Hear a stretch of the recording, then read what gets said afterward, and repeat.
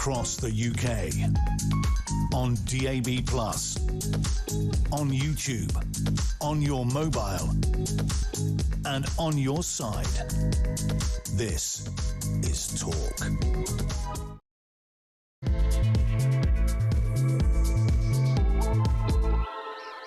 A very, very good morning to you. This is Talk. We are the home of common sense. I'm Julia Hartley-Brewer. It is fast approaching 3 minutes past 10 o'clock.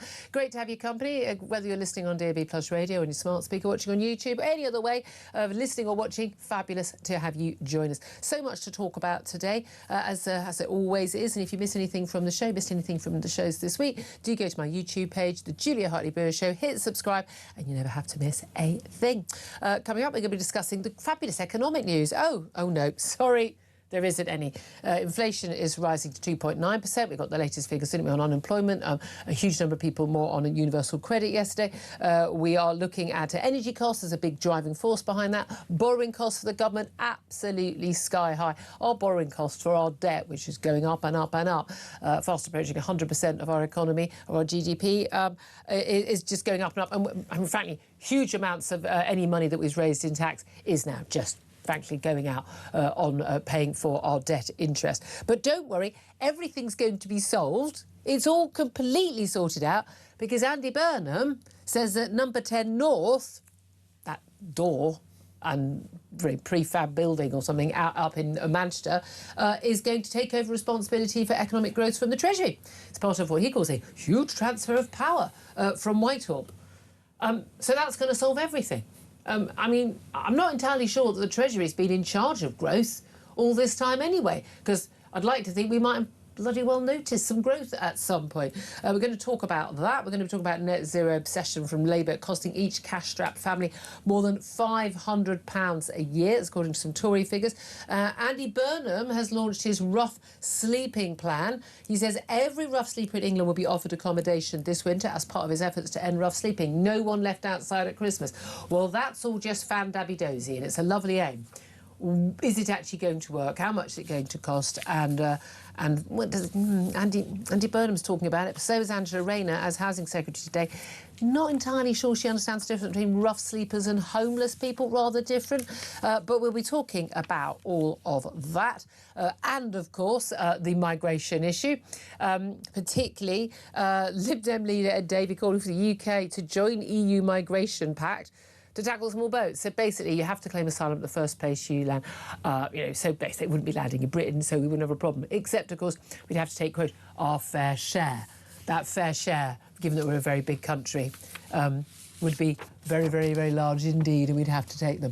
Brilliant idea, as always, from the not Liberal, not Democrat, Liberal Democrats. Also that French politician demanding that Brits hand over even more cash tackle migrants. He says the UK is a permanent attraction. I mean, he's not wrong there, is he? But I'd love to hear your thoughts on all of that. In particular, about the huge transfer of power out of number 10 to number 10 North to tackle growth. I suppose, do governments actually deliver growth? Good growth in every postcode was what we were told. Given the latest economic figures, given the energy prices driven by our net zero obsession, because that's the reason why we've been hardest hit by what's happened in Iran and the Strait of Hormuz, given that that is actually a huge part of a lot of the problems we've got. Lack of productivity, public sector workers, largely a huge number of them still working from home, half of Whitehall still working from home.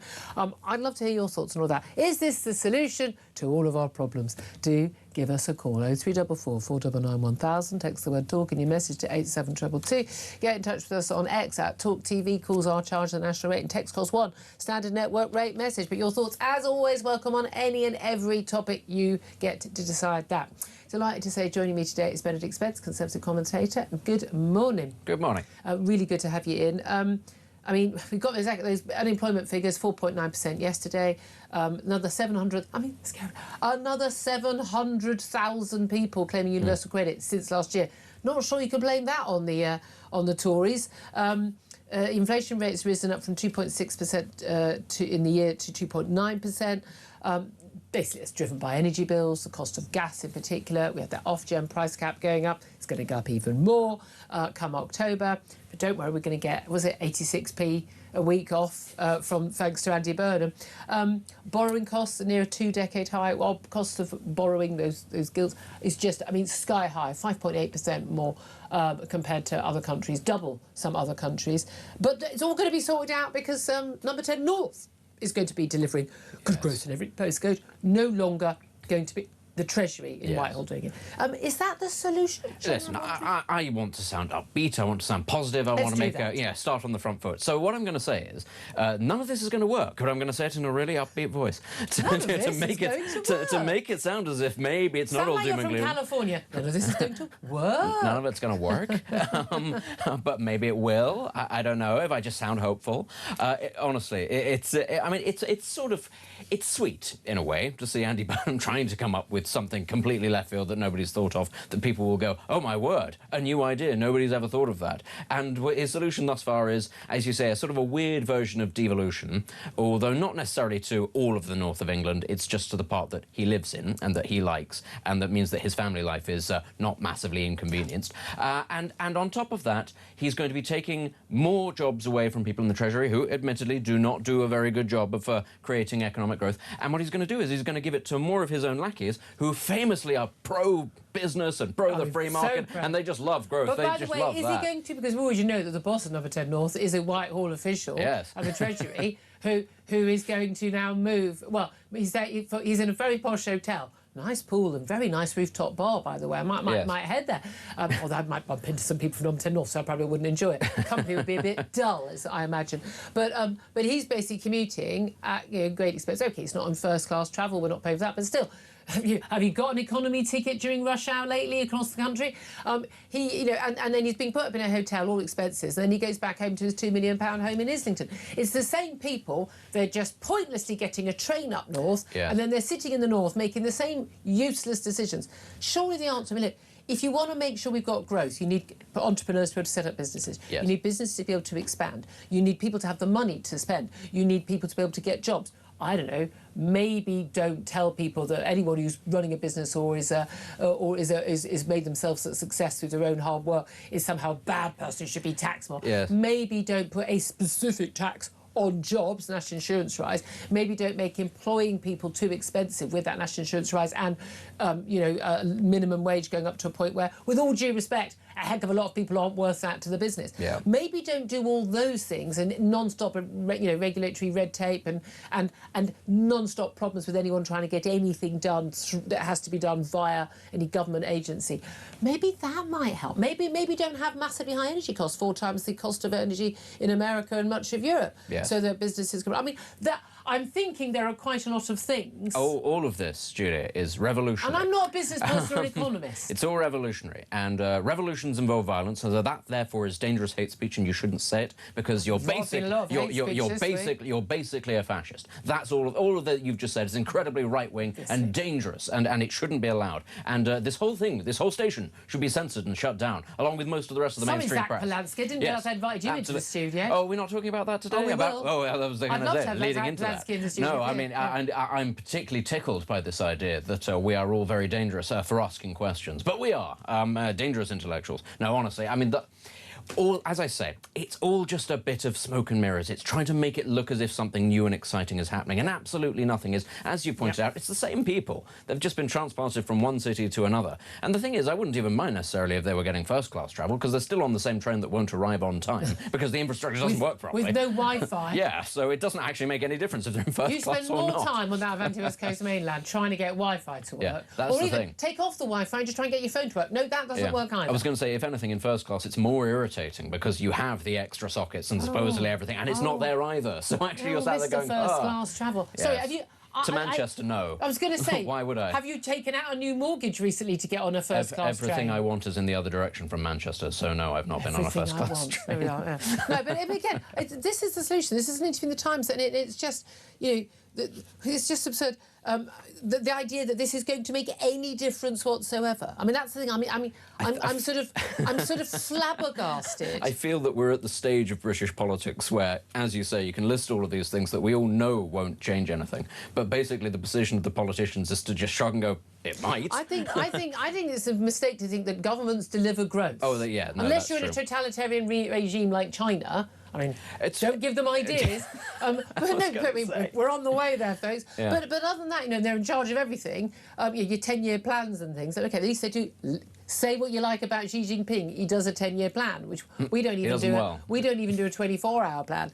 Andy Burnham's policies don't last much longer than that. But the reality is, you know, what government should do is they should regulate. You know, we need, you know, checking that people aren't running monopolies and on unfair pricing and things like that. But fundamentally, it's the job of government to enable businesses to create growth, create jobs, make sure. And I approve of things like the minimum wage and rights, you know, workers' rights to keep people treated fairly. That's the job of government. Otherwise, get the hell out of people's lives. Yeah, I mean, it's amusing that you're sort of comparing it to communist China, because I do think that there's a certain degree of both. The way that this is going is sort of a North Korea, South Korea divide. Oh, everything will be produced in the North. The North will be the hard-working heartbeat, not like those lazy, opulent, fat capitalists down in the South. That's sort of where we're heading now. Well, don't worry, everything will be taken care of just as long as it's in the North. But there were loads of massively productive, hard-working people running businesses, doing their best in the North, who are being completely, you know, have their hands tied behind their back by local and central government structure and regulation. Exactly, it's being fetishised by these politicians. Oh, it's absurd. I mean, it is embarrassing. Let's also talk about the very, very first pledge that Andy Burnham made when he walked into Number 10, when he said his first thing, I'm going to go in now and I'm going to abolish rough sleeping. It's like, brilliant. Well, good luck with that. I mean, you know, he's not going to abolish rough sleeping. There are a myriad reasons why people sleep rough, and none of them is good. But the government is committed to offer everyone a route off the streets this Christmas. So you're going to be offered, not everyone's going to take, that is going to be reality. But it's not about Christmas. It's, you know, homelessness is not just for Christmas, it's all year round. We've seen a growing spate of it. I mean, round my way, it varies between largely people who are drug addicts, who beg outside the supermarket and then go to the back of the supermarket later on and do their drugs, and then they get the tube home, not paying their fares, obs, and a lot of foreigners who I can largely identify from what I can as Romanian. Yes. And I have conversations with them. You're either here legally, in which case you're entitled to benefits, you shouldn't, but I'd rather you went home, or you're not here legally, if you're not Romanian or you're not European, then I'd like you to leave the country. Because I really think, I don't think anyone should be sleeping, certainly anyone from abroad, no right to be here. There are many reasons why people are homeless. I don't think that just giving up... We're going to find accommodation for these people. First, a lot of these people are single men. A lot of them are men who have major drug and alcoholic addictions. Now, there is, you know, we're going to be talking to Lord Bird, who's set up the big issue. He's a wonderful, wonderful man who's been homeless himself and understands this far better than you or I ever would. There's a lot of talk about, you know, their book, The Grey Sky, as in, you know, this could happen to anybody. You can, you know, family deaths, job loss, divorce, you know, troubles, mental health problems, alcoholism. Things can spiral out of control and people can find themselves on the streets. Young kids, young teenagers running away from violent or sexually abusive parents. There's lots of things that goes on. But a lot of the issues aren't about not having a roof over their head. That's a start. But we know that a lot of people then won't go into those hostels because they fear violence there, but also they can't keep any tenancy because of their addictions and the problems that made them homeless in the first place. It's a much more complicated business than, I'm Andy Burnham, smiley, smiley, smile, let's give everyone a home. Yeah, it's what he's done, Andy Burnham, is because this is something that is very noticeable in major cities, particularly Manchester and London, but also Edinburgh and Glasgow. It was more noticeable in Manchester because it went up during his project. It did, it went up under him. But that's why he's doing this. He's trying to, if you like, create a problem that is a problem, but is not a problem on the same scale as, say, the small boats. He's trying to create a new one that he feels that he can solve more easily and will also get a lot more sympathy for solving. That's the key thing. And it is something we should try and solve. It is, but it is a structural problem, and it is downstream, of major structural problems. You'd be more likely to end up with fewer people both living on the streets and without permanent addresses if you were to solve the economic stagnation of this country. As you say, a lot of that is downstream. But then we do have to take the foreign national element into this equation, in particular the Romani issue. This was predicted. This is what a lot of them do in other parts of Europe as well. Well, and it's with professional begging well, it's not even just that. It's a front for drug dealing, because then you know where your drug dealer is because he's sat by the side of the street. street, and also pickpocketing, which just wasn't a thing on the scale that it is now, maybe 5-10 years ago. This was predicted. None of those people should be here, and they shouldn't actually be getting a lot of sympathy because they're doing it professionally. This idea that they're all sort of helpless beggars, no, they're not. I've said before, there's a lady who begs along my local high street, although I have bumped into her in Oxford Street as well. I went, oh, hello, how did you get around? Glad your travel card's working. But genuinely, she's got a picture of my little girl pretends not to speak English. When I speak to her, she definitely understands English. And it is absolutely fascinating because this girl, I mean, for a start, that picture was taken in 1960. This woman has been begging for 20 years in my street, my high local high street. And I said to her genuinely, I mean, you know, you must be a great-grandmother by now. That kid ain't a kid. That kid ain't at school anymore. But that kid's already looking at their pension. It'd be lovely if you can. But again, we don't need more sort of people saying nice things and wanting to do nice, you know, kumbaya, peace to the world, no more war, everyone's happy. That would be lovely. You need to actually be a bit more practical about it. And as we know, what happened in Manchester was actually... there is that argument that when he was offering people homes, that actually you ended up with a situation where more people... The word went round, the homeless, I imagine they call it a community. It's not a community. And people started travelling to Manchester to get homes. Yeah. Whether that was the case or not, I don't know. But, yeah, it just looks like another bit of pie in the sky. And, again, it's another thing that is just one of those small announcements he makes you think... This is not tackling any of the big issues. I mean, I'm just surprised he didn't just say give them free bus passes, because as far as I can tell so far in this government, Andy Burnham's solution to most things is more free or cheaper bus travel. I mean, the man has a serious bus fetish. It's borderline weird and kinky at this point. I think something like that actually happened in Los Angeles or San Diego, one of the East Coast cities in the United States. A particularly progressive, as they call them, administration came in and tried to give lots of stuff to the homeless, you know, free housing, you know, supplement drugs for heroin addicts. And what ended up happening was, of course, more and more homeless people ended up flocking to the area because they thought, well, why wouldn't I? This sounds great. Exactly, so, exactly. Let's also talk about the latest migrant stories. I mean, so many of them.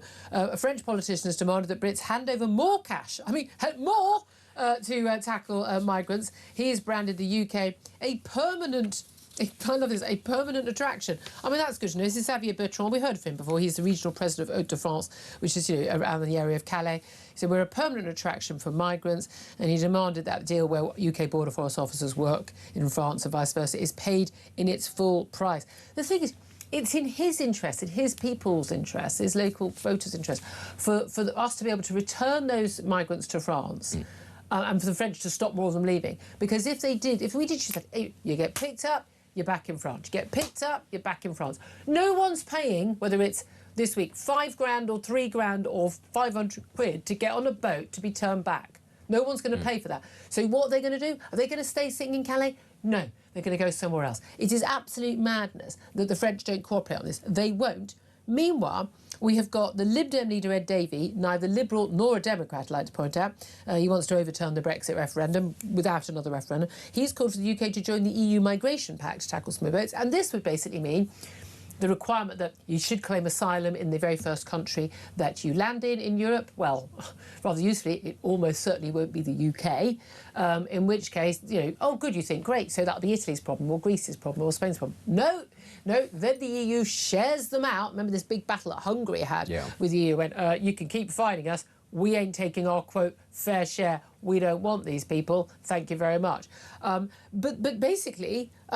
we would then have to take, quote, our fair share. As one of the larger countries in Europe, our fair share would be a heck of a lot of people. And also... Madness. Yeah, I mean, the funny thing about the Hungary thing was that they worked out, well, the economic cost would be long-term rather than just taking the EU fine in the short term. And we're like, well, we'd be mad not to take this deal. It's going to cost us so much more. Please keep on fining us. This is a much better setup. But I was under the impression that we had left Europe. I was under this mad impression that actually we didn't have to sign up to every single shared scheme that the Europeans have. But it does seem to be a sort of a default response of many politicians who deeply wish we were still in Europe, who say, oh, but XYZ system that Europe has set up, they're all perfect, they're all wonderful, and we should sign up to everything. Well. It's so curious that they keep on wanting to sign us up to more and more things coming out of Brussels. I have no idea why they're doing that, and why it is that they think that these things are going to magically work, given that Europe is working so well as it currently is. Yeah. What a bizarre situation. No, I mean, Ed Davey, we all know what's going on with him. Yeah, it's just exactly. rejoin by the back door, and let's be nice to everybody who comes over the channel, because they're all fleeing a war zone, and they're all women or children under the age of 12, magically. Yeah, absolutely.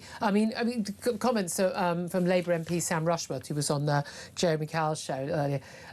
He was asked about, what's to blame for illegal migration. I think what we do need to do, he says, to look at is what are the pull factors, and I think there's two big pull factors. One is that they speak the English language, because we spent a couple of centuries going around the world colonising it and teaching everyone our language. I mean, actually, people turn up speaking a fractional language. The reason why people speak the language is because all they've seen is English-speaking TV and films and music. That's why. And then he said, we've got a network of people that speak our language, and the other is that there is a black economy, and we need to deal with the black economy. But basically, he's saying colonisation is to blame for illegal migration. I mean, it's a child's answer. I mean, but again, people speak English for a number of different reasons. I don't think we colonised. I mean, I know we were involved in Afghanistan, but I don't think we colonised a lot of the country. And if we did, it was a very long time ago, and they largely don't speak English, other than they see British films. Yeah. They see American films, listen to British music. Yeah, this default stock answer, which is that colonialism is the root cause of every sort of evil, it is a child's answer. It is a fundamental misunderstanding of what colonialism is, and ultimately also how modern economics works. These people, given that we're told that it was a unique evil, these people would not be flocking to the UK if it was a unique evil. This is the most bizarre thing, isn't it? That Britain did these terrible, unspeakable things. I mean, no one's saying everything was perfect. By the way, these countries weren't living. It's like America, when they have the native Indians or whatever, indigenous America, the Aztecs, whatever we're calling them before, and the Aztecs. South what America. a great society! Let's all stop pretending that everyone was living in perfect, wonderful. I mean, Garden of Eden. All these countries before we're out. Are you kidding me? Life was nasty, brutish, and short for everybody at that time. It's absolutely fascinating that British culture and language has maintained in so many of these countries. Countries not just choosing to stay in the Commonwealth, there are other countries in Africa and in Asia who apply to join the Commonwealth, by the way, because they've never even been colonised by us. A lot of the countries that were colonised by us are actually some of the booming economies, taking actually a lot of the advantages that, infrastructure and bureaucracy. I know some bureaucracy has been quite good, and rule of law, parliament, democracy. I mean, if as bad as the corruption is in countries like India and Nigeria and Pakistan and others, you know what? There is a semblance of something there, which is not there in a lot of other countries. But it's just bizarre. Blame it for everything, and yet all these people from all these countries, for some reason, want to come to Britain, despite us being the most evil people on the planet, as you say.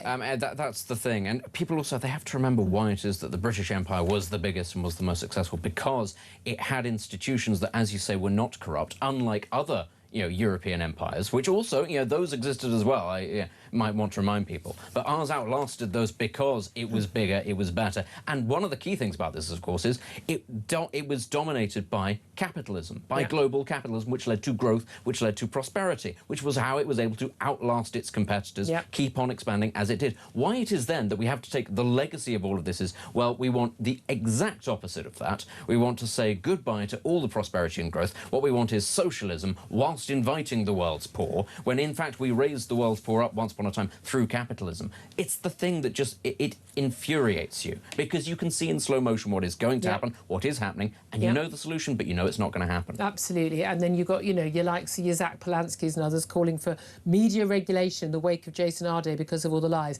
Sorry, but I still appreciate the larger breast, Jack. I mean... Me too. Of all the people, I mean, and again, wanting us to not have, God forbid we should have too much focus on anything, any wrongdoing or any things that people actually say, particularly Green Party members who are chatting about killing Zionists. Hi, am I on your list? In a leaked WhatsApp set of group messages. I mean, seriously, these people thinking that the death of Jason Arde is an excuse for media regulation to basically censor what people can say. I'm sorry, the only reason we even know about this man is because of a free media, and I'm sorry, but that's just the media doing its job. But it's also the media doing its job, by the way, when they expose things like, oh, you wouldn't like that, would you? The £5 million donation to Nigel Farage. Yeah. Media work. We have a plural media that follows lots of different subjects, and they expose things that we need to know about. They didn't do their job during lockdown, fair point, but, you know, it is extraordinary how many people who think that they are progressive and liberal and on the left are actually, when you dig a little bit deeper, I mean, just pure totalitarian, authoritarian. Yeah. And people who calling some of the things they call for, frankly, I mean, the actual word fascist is accurate. Very brief response. The amazing thing is who they're turning on today, which is The Guardian. The Guardian of all newspapers, they're decrying as some sort of racist bastion of oppression because it dared to ask the questions about what this man was lying about. That's how insane it is. Exactly. 10:27's time. I'll get to your calls up next. Anything and everything we're talking about, including, of course, what Sam Rushworth, that Labour MP, had to say. Colonisation is to blame for us getting a load of illegal migrants. It's all our fault. I mean, it usually is. What else are we to blame for? Tell me all the things that we're to blame for in this world. Give us a call. 0344 499 1000. That weather's my fault, by the way. It's my fault because I'm a climate denier. It's all my fault. I want to hear your calls. 0344 499 1000. This is Talk.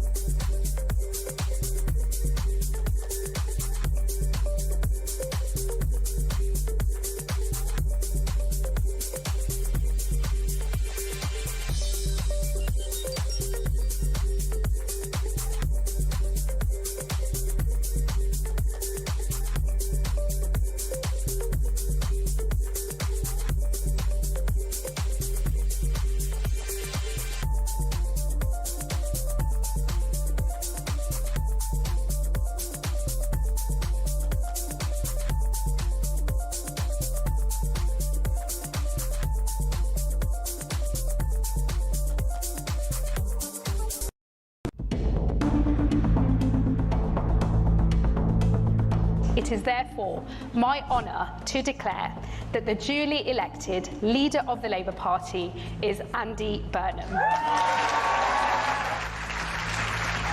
Thank you, everybody. Thanks so much. I believe in all of you, and I am confident we can do it. Thank you very much.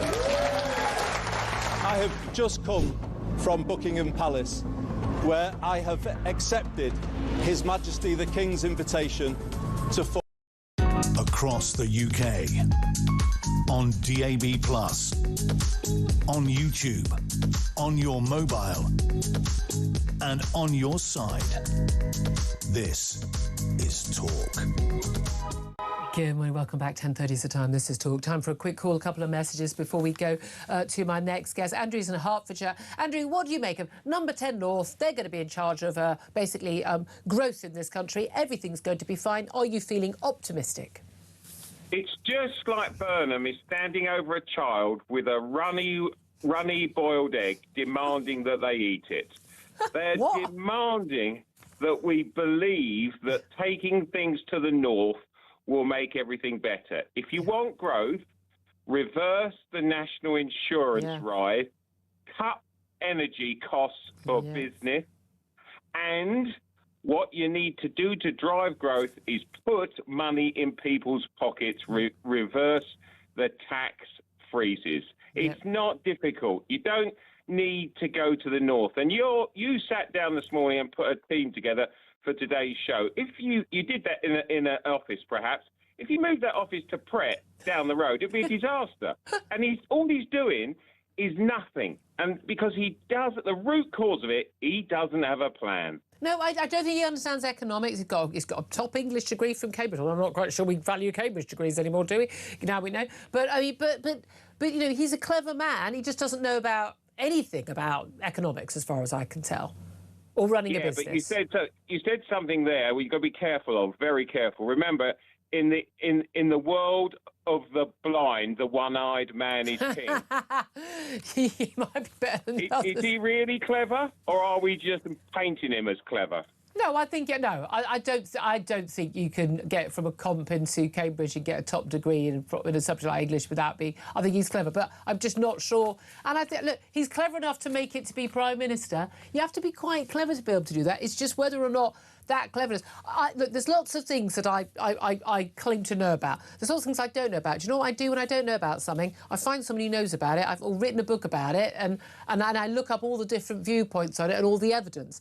I'm only old-fashioned like that. What I don't do is I think, oh, don't know anything about economics or growth. I know what. I think if we move it to the north, that'll make it work. I find that bizarre. I think if you're a clever person, you seek out people who know more about things than you. That's right. So you find the person that knows more and you immediately move them 200 miles away from where all the people are that could drive the growth.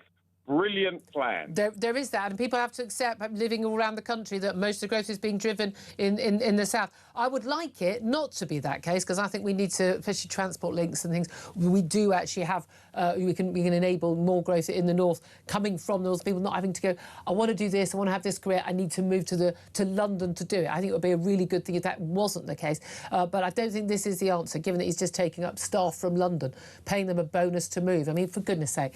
Andrew, thank you. Always good to talk to you, mate. Jack is in London. Oh, very southern calls today. Jack, what do you want to say? Yeah. Well, basically, the pull factor is the people coming here because they want benefits and stuff. But the other pull factor is that they actually appreciate this country, what we do and how we do it. And we actually just need to be a little bit more, I would use the word patriotic, but actually just proud of the things that the country does well. And it irritates me when we have people that want to put us down left, right and centre for not small things, but actually things that actually don't actually have any relevance today. Yeah, I mean, there's lots of things that don't work here, and we can see the sort of the country's decline. But we are still. I say this all the time. We are still a great country. We are. Most people don't realise how much a better country we are to live in. Okay, other than the weather today. All around the world, people speak English. Or watch American programs probably, but the English language. I mean, the French must be doing their nut because it used to be French when I was growing up. They hate it. What did you think? They actually have a government ministry which is entirely devoted to maintaining the French language.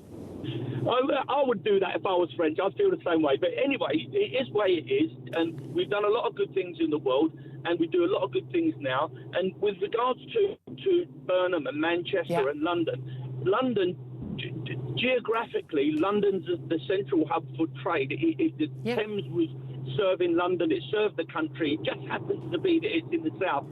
And the other thing that I think... I'm going to throw in here. Sorry, I'm going to have to. I'm married to a bloke from Stoke. He would point out there was a point, actually, when Stoke-on-Trent was effectively the centre of Britain's economy and industry. Okay. All right. So I feel the need to do that so I don't get shouted at when I go home tonight. But one of the things that Andy Burnham might be missing, and it disappoints me because there are a lot of good Labour people who I don't agree with, but they're good people, but they're missing out on the aspirational working class, which I was one of. I was a Thatcherite. I voted Thatcher when everyone else was voting Labour in my age group, and I was different. But I wanted more, and aspirational working class people are actually the future. These 100%. Are the people that are going to build growth. And we're missing out on that somewhere. Couldn't agree with you more. Jack, thank you. Great call. 10:35 is the time. Take a quick break. Then we're going to be talking to Baroness Kate Hoey. Also going to be talking in this half hour to Lord Bird, who started, of course, the founder of the Big Issue for homeless people, about Andy Burnham's rough sleeping plan. And does he think it will work? This is Talk.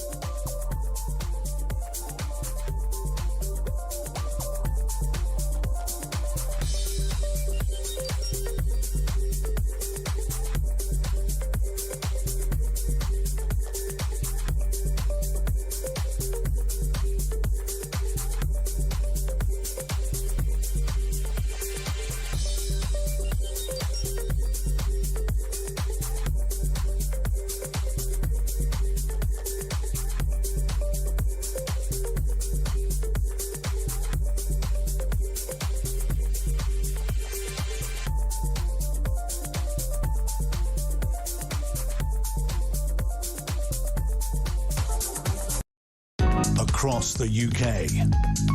On DAB+, on YouTube, on your mobile, and on your side. This is Talk. Oh. 10:37 is the time. This is Talk. I'm Julia Hartley-Brewer. Baroness Kate Hoey joins us now. She's an independent peer, of course, and a former Labour MP. A very good morning to you. Good morning, Julia. Lovely to see you as always. Can I ask you about? I mean, you know, you're a somewhat Northern Ireland, but you know, you represented a southern constituency when you were an MP. What do you make of Andy Burnham's move to say that, well, it's no longer going to be the Treasury that's going to be driving growth in this country? In charge of driving growth is now going to be Number 10 North. Because my first thought on this was, when was the Treasury driving growth in South anyway? But do you think moving it to the North is going to make a difference to anything? Well, I think that this is a very, this is a very personal kind of thing from Andy Burnham, because he's came in as the mayor of Manchester. He came in about all the things that he's achieved up there, and he thinks that by sort of projecting that onto being, having a Downing Street North is all going to change things. I mean, I think it's a huge waste of money, frankly, right from the beginning. That's not to say that I don't think there should be a lot more effort and investment in the north of England and the Midlands and parts of England. But that's very different from deciding that you're going to move your whole kind of government and that you're going to spend a day or a couple of days a week and your ministers are all going up. I mean, the cost of all of this, when it's analysed in about 6 months' time, will be huge. And you know, I think you had a caller on there, I think it was Jack earlier, who said absolutely everything I agreed with about just, you know, if you want investment, you've got to actually, you know, start to put more money into people's pockets. You've got to do all the things that everybody with common sense seems to think should happen. Well, why do so many on your Treasury, former Labour benches not get it? Well, especially as so many of them, you know, are representing these kinds of seats that have people who want to get on, who want to see good things happening to their children, who understand small businesses. It really does. You know, I just do not understand. There are so many Labour MPs who should be out there arguing and shouting for more investment in their area, but you're seeing it in a way that actually helps ordinary people get on in life, and they just don't want to do it. And you know, it's why Labour has lost so much support. And I don't see, no matter how good Andy Burnham is at projecting himself and how good a personality he has, I can't see that changing. No, I mean, I really can't. I'm fascinated by all the talk there's going to be a 2027 general election. I'll never say never, because no one can predict. We can't predict what's happening next week, let alone what's happening in a year's time or a few years' time. But I just find it extraordinary, because I just don't see this Burnham bounce. I mean, a lot of it is just the thank God he's not Starmer bounce and the problems that Reform have been having. But, you know, we've seen Kemi Badenoch is, you know, on the bounce as well and dragging up behind her the Tory vote from people who are still angry at what the Tories did in power for so many years. But as soon as they have a budget, they're either going to show they're not going to do anything and our economy will still stagnate, or they're actually going to do stuff that's actually going to cost an absolute fortune, or maybe they'll probably manage both. And we haven't even had the hit from the Iran crisis yet on our energy, really on our energy bills and our costs. I mean, the economy is going to be even more of a disaster in 6 months' time. Well, I think they're also going to spend a huge amount of money on this sort of whole devolution thing, mayors everywhere, all of that kind of idea that, you know, by putting in a mayor, by actually getting so-called devolution, that's actually going to change things. It's just adding bureaucracy, adding quangos, adding... And voters don't want it. But the votes... No, they don't want it. The votes in local, even like the local Manchester election, wasn't it about under 25% of people even bothered voting? Well, I think you know, what people want is to see their local things like bins being collected and the local potholes fixed and all of those sorts of things done locally. And then we're a small enough country to not actually have this whole idea. I mean, I personally, it's too late to go back, but I find devolution, the whole area, you know, that now anything that's happening is usually said, well, this will be happening in England. And then Wales and Scotland and Northern Ireland have to sort of decide, are we going to do this too? How much money are we going to get to do it? And the whole thing becomes, you know, we are disuniting the United Kingdom. No, that's absolutely true. That said, I believe in self-determination. The same reason I voted for Brexit. People want to be, have more devolved power. Fine, do so, but then don't moan when things are different. They don't get but they don't vote for it. They don't get it. They don't get a chance to vote for it. No, that is a fair point, isn't it? Let me also ask you about the latest the migrant news. Quite absurd. French politician representing sort of the Calais area, demanding that Brits hand over even more cash to tackle migrants. He's branded the UK a permanent attraction, which is true. Got the Lib Dem leader, Ed Davey, neither Liberal nor a Democrat. We know that after he basically demanded to overturn the Brexit referendum. But he, which of course you were a big campaigner for, he's called for the UK to join the EU Migration Pact to tackle small boats. So the argument being you have to then apply for asylum in the first country that you arrive in the EU, and then they share out the number of people fairly. Of course, we know that would mean we would be taking God knows how many migrants from the EU hadn't even made it over here on boats. What do you make of those two stories? Well, I don't even want to comment on Ed Davies' remarks because they're just so ridiculous. We have to stand up to the French. We have to be much tougher. We have to stop. The pull factor is huge, but even without the pull factor, there are going to be people who want to come across that bit of ocean and come to us. And I just think once again, we do a lot of talking about it, and Andy Burnham, every time he's interviewed, says, oh, yes, but there's fewer boats coming. There may be fewer boats coming, but they're actually bigger boats and they're holding just as many people. And so I think the money we're giving to France is unbelievably big for what they're doing for us. I don't see that they have made any real difference. I don't have the evidence. No. And of course, the government will say that they have stopped but everybody who goes out there, including, both reform people and Tory leaders like Chris Philip who went out and they filmed what was happening. And the reality is that the French aren't taking it seriously. They're delighted to get rid of every single boatload. That's one less for them to think about. Yeah. And, all these people have come up through all those other safe countries. And we have to stop treating them when they arrive with kid gloves. I don't mean treat them badly, but we have to stop treating them as if they are suddenly British citizens who need all this help and support. They have to be shown that they're not coming here. If they're coming here illegally, we are going to find a way of very quickly deporting them. Absolutely. And that's just what government doesn't seem to want to do. No, it is utterly bizarre. Again, where there's a will, there is a way. Labour MP Sam Rushworth was on JK's show on Breakfast, apologies, and he was asked, about the problems with migration. He said, I think there are two big pull factors. One is that they speak the English language. He says, because we spent a couple of centuries going around the world colonising it and teaching everyone our language. He said the other is that there is a black economy. We need to deal with the black economy. Yeah, working, you don't need an ID card. Yeah, but again, people are still supposed to check these things. We don't enforce the rules on our economy. But do you think the reason why we're having all these people turning up on our shores is because we were colonisers?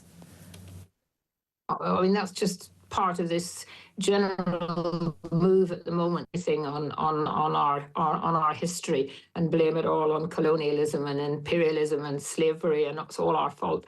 It's ridiculous, and the average person knows that that's not the reason why people are coming. Yes, of course, we have links with the Commonwealth countries, but a lot of the main numbers of migrants illegally who are coming are not coming from Commonwealth countries that did have British involvement over the years. Exactly.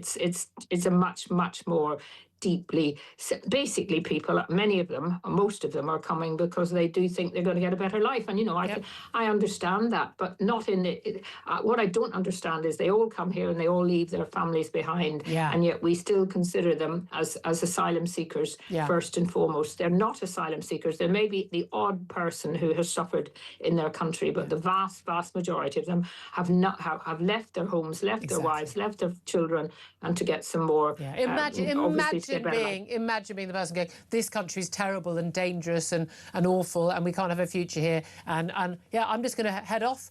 Might see you in a few years. Might not. Yeah. And leaving. That tells you everything, doesn't it? Just finally, I know you're a former Labour MP, but I know you've got a lot of links in lots of different parties. What on earth is going on in Reform right now? Because we've had Tim Montgomery, who's just basically a rank and file member, but a former very prominent Conservative. He started Conservative Home, which was, of course, the website for basically grassroots Tory members, very influential. He defected, a pretty high-profile defector to Reform some while back. He was apparently instrumental in bringing over people like Suella Braverman and Robert Jenrick. He's been suspended from the party after, we are told, constantly publicly criticising not just Zia Youssef, a very senior figure in the party, but also criticising Nigel Farage, £5 million loan, and others, saying, look, Nigel Farage has always said, public criticism, if you've got criticism, keep it behind closed doors. What do you make of that basic decision to suspend him from the party? Well, I think obviously Tim Montgomery is well known amongst media circles and amongst journalists, and he was a very good writer.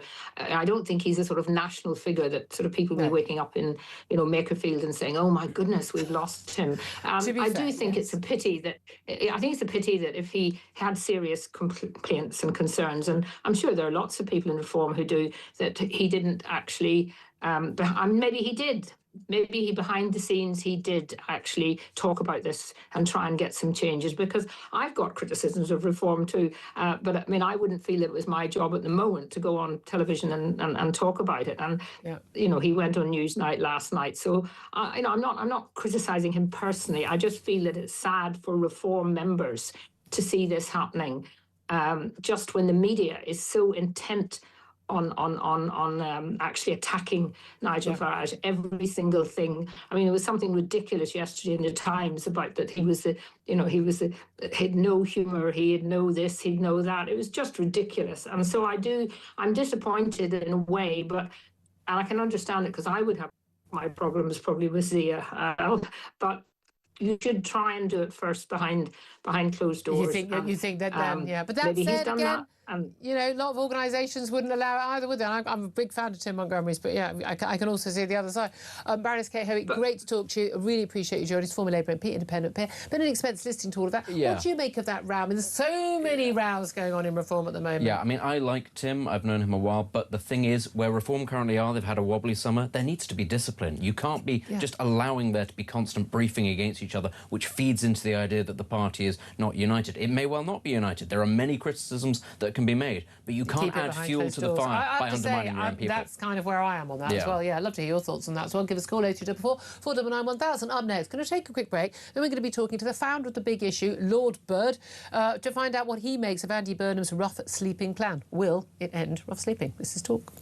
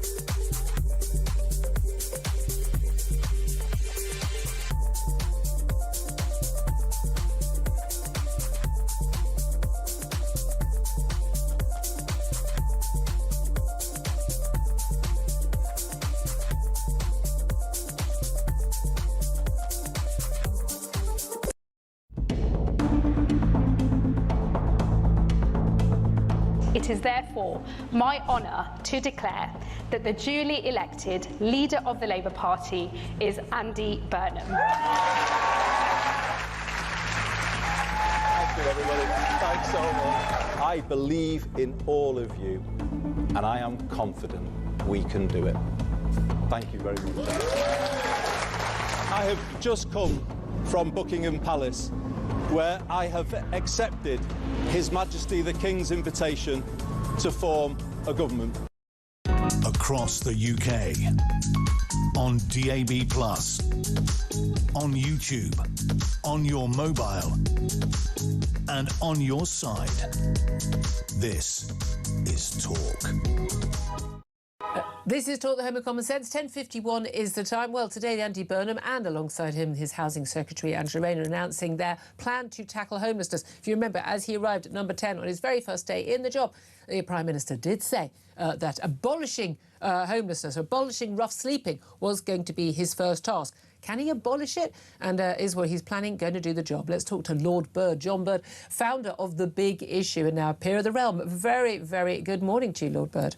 Good morning. Thank you for joining us. Well, from what we've heard so far about basically everyone in England, for which he's responsible, other powers that involved in other parts of the country, everyone is going to be offered somewhere to live, a bed, not just in a hostel, but some sort of accommodation. Does that, of itself, solve the rough sleeping issue, Lord Bird? No, it doesn't. I think the more interesting thing is what he's saying about homeless first, which is where you take people in and you give them all sorts of support, which the Big Issue has been trying to do for many decades. So you begin to take the reason why they end up on the streets out of them, rather than just look upon it as an accommodation issue. Yeah, a lot of people see it as they haven't got a home. The solution is to give them a home, which seems very obvious and moral and a good thing to want to do. But often it is the other issues, mental health issues, alcoholism, drug addiction, other issues that have forced them away from homes or forced them to lose their homes. So giving them a home often can just start the cycle again, can't it? Exactly. The Big Issue was absolutely dumb in the early days when we raised a sizable amount of money and went in with a housing association who convinced us that if we raised £250,000, they would house 20 Big Issue vendors. Yeah. At the end of the year, because they didn't give the support that they said they were back on the streets. Yeah. So we know from personal experience that just giving somebody a home, looking upon homelessness as something simply to do with I just haven't got a home. Yeah. In my opinion, the people I work with and the people I come from, 90% of us have inherited poverty. Yes. So we're coming from behind, and many of us never catch up. And that's the way I would like everybody to look upon them. Yeah. This is an age-old problem. And again, a lot of people who might not know that you yourself had been homeless. That's how you understand this problem as well. But we see, I mean, that we have a lot of veterans, people who've getting post-traumatic stress disorder, distress, marriage breaks up when they come home, lose the kids, out on the streets, the alcohol, the mental health problems. We know a lot of young people fleeing violence, sexual abuse, neglect in their homes, fleeing care where they've been abused. And then, of course, very, very vulnerable on the streets. People sleeping rough in this horrible heat we've had, people sleeping, I mean, certainly in my area, I see it routinely. People turning to drink and drugs because, frankly, it seems like the rational thing to do in those dire circumstances. What sort of help can people get? Because I've spoken to homeless people who've said, but they don't want to go into a hostel because they think hostels are unsafe and they can't take, for instance, their dog or something like that, or they have to be there by a certain time. So what would work other than we're going to put you in a bedsit somewhere and just hope that you don't, mess it up so much and get complaints from the neighbours and have too much drug taking there that you're going to get kicked out by the landlord, which is, frankly, what happens in a lot of cases. Well, you're dead right. And I think the real, you see, what I find so interesting about the Andy Burnham promise is that we're talking about homelessness in July and August. Yeah. Now, I don't remember ever talking about homelessness seriously, except in the month of November and December. When people feel guilty stepping over people when it's cold. That's what it is, isn't it? Yeah. So what it is, it's it's conscience money. And when you're doing it in July and August, because he announced this in August, what he's actually saying, we're going to bring in housing first throughout the country, and we're going to do a systematic process of treating a person as though they are sick and ill and they need our help. And therefore, that to me is good news. If he manages to do it, it's going to be incredibly expensive. The problem is that we're already spending an enormous amount of money on homelessness in the streets, homelessness in the NHS, homelessness in prison, and homelessness in the mental health area. So we're spending a vast amount. The human cost is huge, but the economic cost as well is huge. But here's the issue: we've got a shortage of, cheap, vaguely decent social housing, affordable housing for people who haven't already slipped through that net. We know there are long waiting lists for mental health treatment therapy, long waiting lists for any alcohol or drug treatment centres, long waiting lists for all of these things. But these things are suddenly going to miraculously be made available in a timely fashion to people who've been rough sleeping. Now, does that mean that's huge extra resources out of nowhere that are going to be provided for these people individually, or is that going to be taken from other people who haven't yet fallen through the net? Have you managed to make head or tail of where those resources are coming from? Well, it's interesting. Somebody asked me, some member of the public, they said, if you were Andy Burnham, what would be the first thing that you would sort out in the UK? And I was thinking of what would be the popular consensus, not the political consensus, because I don't think the public are as concerned about rough sleeping as they are about potholes. So I was saying, well, why doesn't he sort out the potholes and send a message to people? We're actually going to improve the quality of life in the United Kingdom. And but so potholes don't matter as much as people. I mean, you can't be saying that. No, I agree with you. I agree with you 100%. I'm saying, what message do you need to send to Britain today? And the message is, we're going to sort things out. We're not going to leave the public domain to fall to pieces. We'll get around to homelessness. But what we've got to do is the average electorate has to feel, this is a different regime. They're on my side. Climate. Yeah, that's a very good. Except I think that dealing with rough sleeping, and again, they're not dealing with homelessness, they're not going to be dealing with all the people who are sofa surfing at the moment, but rough sleeping is an expensive thing to deal with, but a hell of a lot less expensive than the tens and tens of billions of pounds needed to repair those potholes. Lord Bird, really appreciate you joining us. As this policy develops, I'd love to get your thoughts back again on that. Lord Bird, founder of The Big Issue. Benedict Spence, your thoughts? I mean, it was funny, actually, you're sort of talking about, people not being as important as potholes, but it all adds up, doesn't it? The other way around. Sorry, good Lord. Yes, no, OK, row back. But it all adds up. It all kind of comes as part of painting a picture of general decline. It shouldn't be one or the other. You should be in a position where your state can actually solve both of these things, and it's all downstream of the structural the potholes, issues. Frank Beale Street, the litter, creating beggars, the wealth to fix these things. People, that's where it's downstream. It's just a general lawlessness and the sense of decline, have to choose. and an acceptance of decline. Yes, exactly. That this is how we live now, and it's not how people want to live now. Look, I'm all in favour of people wanting to do these things. I think it's a moral cause, absolutely, but I don't think it can be done with just sort of saying nice words, like most of the things that Andy Burnham does. And again, I'm still just surprised he didn't have it something to do with putting homeless people on buses, because he's got his bus fetish. So much more we're going to talk about. I want to hear your thoughts and everything. Give us a call. This is Talk.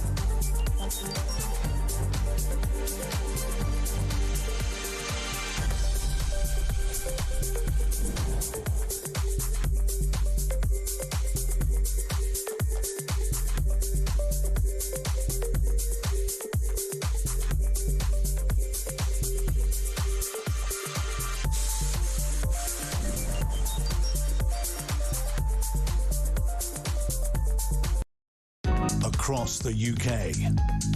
On DAB+, on YouTube, on your mobile, and on your side. This is Talk.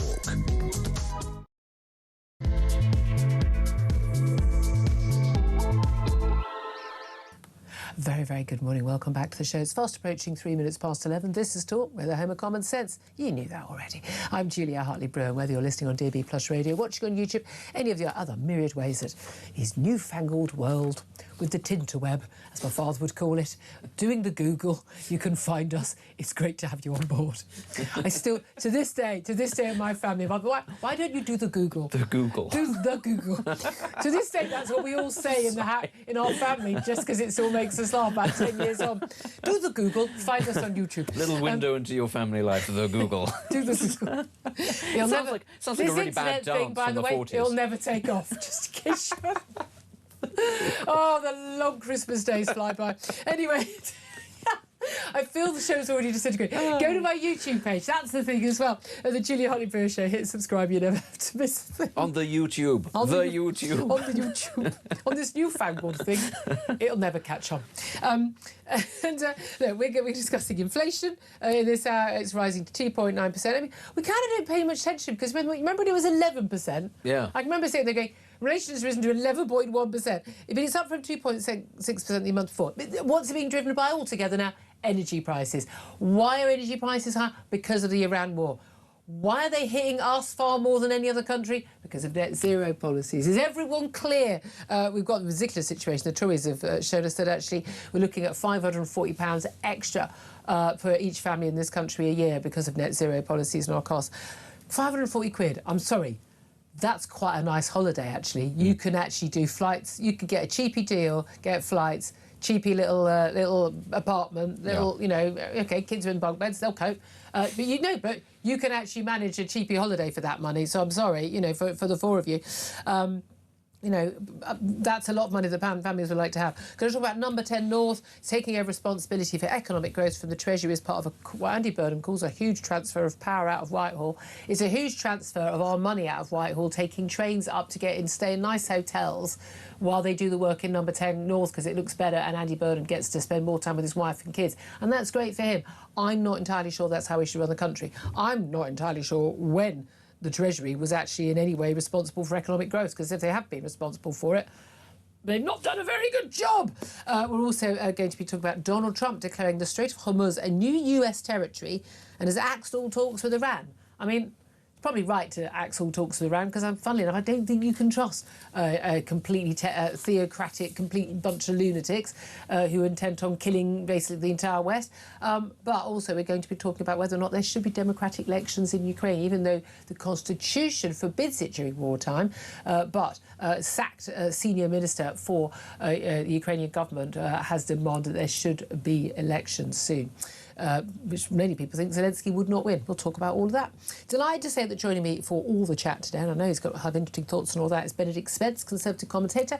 Morning to you. Good morning. We won't say what JK said off air about your suit. I like your suit today. Thank you. We like mostly my suit don't talk about the men's clothes, other than Benedict Spence. Ever since many years ago, we started off with the Movember tash. Yes. And from then it's become something of an obsession. I like to become a talking point for you and the show to revolve around me. It's what all my listeners and my watchers, that's all they talk. The listeners are lucky. They don't have to see it. November's coming up. It's not far away. Oh, God. It is getting closer. Oh, God. Yeah, the weather is starting to turn. It's getting greyer. It's going to be here. August, for God's sake, man. People on the summer holes. It's like when they start putting out the Christmas decorations early, 4 months before. I'm starting to warn everybody that the moustache will be back. September, they start, it really upsets me. Shall I start growing it in September? 2 months early, like a really small one. Dread to think, because by the end of November, it's huge. I know. I was thinking, honestly, I was going to buy a new broom for the garden, and then I thought, no, I'll just borrow Benedict's turn me tash in upside November. down and just sort of run me across the floor. Don't tell me that hasn't happened at your public school. I mean, Isn't that the sort of thing you public school boys do? Yeah, well, it is the sort of thing that you'd end up doing, but, you know, how big do you think my moustache was at school? Quite large. But Right, I want to hear your thoughts on all the topics we're talking about. It's number 10 nonsense and in charge of November. Is that, where am I? Here we are. In charge of moustaches. Number 10, Norm's going to be in charge of Benedict's moustache. He's going to be in charge of economic growth. They may as well. You know what? You put Andy Burnham in charge of your moustache, it probably wouldn't grow. I was going to say, that would be the only thing that would grow, but he'd find a way of ruining it somehow. He'd put it on a bus, but on a really cheap fare. What's your reaction to that? Your thoughts also on, I mean, the French politician demanded that Brits hand over even more cash to tackle migrants, branding the UK a permanent attraction. Lib Dem leader Ed Davey calling for the UK to join the EU Migration Pact to tackle small boats, which means you have to claim asylum in the first country people arrive in. But then, doesn't matter where you go, you get shared out among all the EU countries or European countries like us who would take part. So we, being a very large country, big population, we'd have loads and loads more. I mean, what a brilliant idea. Anything to drag us back into the unelected, unaccountable EU. Ed Davey? Would love Ed Davey to come on the show. He used to come on the show many years ago. I think he thinks I'm a bad person because I voted for Brexit. Oh, dear. Oh, one of those awful people. Doesn't like a lot of the country. But also the Labour MP, Sam Rushworth, who was on JK's breakfast show this morning, he was asked about, you know, the pull. What is the attraction of Britain? And he said... he said there are two big pull factors. One is that they speak the English language. He said, you know, because we spent a couple of centuries going around the world colonising it and teaching everyone our language. And then he said the other is that there's a black economy. We need to deal with the black economy. Well, I mean, all we need to do is actually start enforcing the laws we've got. You know, you have to show you're allowed to legally work, and you can't pay people money and not have it, you know, off the books. But I mean, is the reason why we are being inundated with illegal migrants because we colonised the world, Benedict? Yes, and frankly, they were very upset when we stopped, and so that's why they're coming back over here saying, where have you gone? Keep on colonising us. We should rebuild our empire. Absolutely. That's what the lesson... We found a solution. The lesson that we need to take from all of this is that they want more empire, not less. I hate to tell you, a lot of the countries that we colonised would be in a better shape. Even though the people who run our country are all rubbish, we still do a better job than a lot of those other countries do. Yes, we built the railways and they worked, and now they don't. And that's sort of the... I mean... here as well, or...? Oh, yeah, well, that's the great irony of the situation. They all come here and they go, but we've heard such great stories about how everything works. And we're just like, well, we don't know who told you that. But things have long since stopped working here as well. We're all on the same boat. No, I mean, listen, it's a very big mega dinghy. Yes, very, very large inflatable is what we've got, that we've bought from a Turkish man. But this is the thing. It's the child's response, which is to say that Britain is uniquely evil, rather than, in fact, being uniquely rather good amongst global empires in terms of, I don't know, ending slavery, lifting people out of poverty. Did we end slavery? I thought we were the only perpetrators of slavery. Only ones. I have not kept up with this news. We're still doing it. We're still huge slavers. We're awful, awful people, and that's why we owe many people today reparations. Trillions. And lots of... Trillions, I think, is a bit of an underestimate. Frankly, I don't really think the number's been dreamt up yet. We'll get there eventually, in about 400 years' time. But still, this is the thing. Ultimately, now, everything has been done through this prism, where you can blame it on the evils of men who died 150, 200 years ago, and it is all used as justification now for pushing socialist policies. These things are completely unrelated, but in that warped worldview, you can use it to justify absolutely anything. It's not just here. We see it in a really hysterical way. They do it in the United States as well. Absolutely everything is the evil doings of the white man, and that's why what you need is huge transfers of wealth from one to the other, rather than create the wealth in the first place, which is what lifts people out of the poverty. This is one of Margaret, and again, the crucial thing that has lifted people out of poverty, and again, it is fascinating. We see what was going on with American Democrat politics and what has been going with Green politics here in the UK, and also with, you know, the left wing of the Labour Party here as well, and a lot of the Lib Dems, frankly. Quite a lot of Tories, it would appear, is this bizarre idea that capitalism somehow has made poor people poorer. Capitalism has delivered the greatest wealth that the world has ever known. It has dragged more people out of poverty, not just in this country, but around the world. In the poorest countries in the world, capitalism is the route out, has been the route out. It has fed more people. It has given people more freedoms. It has freed more women from subjugation. It's given more... It's been better for the environment. Things people don't understand. Actually, the richer the country is, the better you're able to look after the environment. It has been the great Industrial Revolution, capitalism, democracy, where that has happened. And again, bearing in mind only the majority of countries in this world are still not democracies, but most of them have taken on some semblance of capitalism. Yeah. And the market is what it's delivered it. And it is astonishing to me how many people who claim to be clever still think that socialism is in any way a way of delivering wealth. There has never been, well, they've clearly never been to a socialist country. There has never been a socialist country that has delivered wealth. And when people say, well, China's very wealthy, the only reason large parts of China, not all of China, is wealthy is because they've taken on capitalism. Yeah, capitalism with Chinese characteristics. Yeah, they with did. Totalitarian, authoritarian rule. They were absolutely delighted to be able to welcome in the businesses of the world to come and build their stuff there, and it's made a lot of Chinese people phenomenally wealthy. It's not a communist country at all. But you know, you've got the strange disconnect with a lot of people on the left. On the one hand, they say tax the billionaires, tax the 1%, because they seem to believe that there is a finite amount of wealth and it's all being hoarded somewhere. And they're all evil. At the same time, those same people have no problem with borrowing infinite amounts of money and printing infinite amounts of money. So which is it? Is it a finite pool, or can you create it from elsewhere? And when you get this sort of imperfect marriage of the two, you get the disastrous economic situation that we have, which is people being taxed to the point where they can't create anything, but also being asked to pay for the interest of all of this borrowing. But again, also, we talked about a lot on the show yesterday about, when we talked about, and the day before, about reform and their talk about people on welfare benefits and like 300,000 more. No, sorry, apologies. No, was it 700,000 more people on universal credit? Yeah. I mean, mind-boggling number more people. About 8 million in total. More than 8 million people on some version of universal credit. People go, well, it's an in-work benefit. Vast majority of people don't stay working, and if they do work, it's household of 2 parents, and one of them works part-time. Oh, and we're all surprised you can't pay your bills on that. Over 1 million of those are foreign-born as well. And this is the road to economic ruin. I don't think people realise that. Again, it's a welfare state for the world. It's a national health service for the world. It's human rights for the world. Again, our country didn't come out of nowhere. It came out of peculiar circumstances. I mean, Protestantism. There are lots of notions about individual responsibility, relationship with God. I'm an atheist. So it's not all perfect. No, but there's lots of aspects of that aspect of our culture. It came out from working class movements to demand rights and to get the vote and to trade unions. A lot of amazing entrepreneurs. There's the Industrial Revolution. There's so many things that built this country, and so many people who sacrificed and who worked hard for us to be the country we are, and died, in the Second World War for us to maintain those freedoms. And we should, I'm not harping back by that, that's absolutely crucial. It's so crucial to where we are and where Europe is right now. And yet we just say, no, but we're just lucky to be born here. Well, we are, but not the people who fought for it in the past.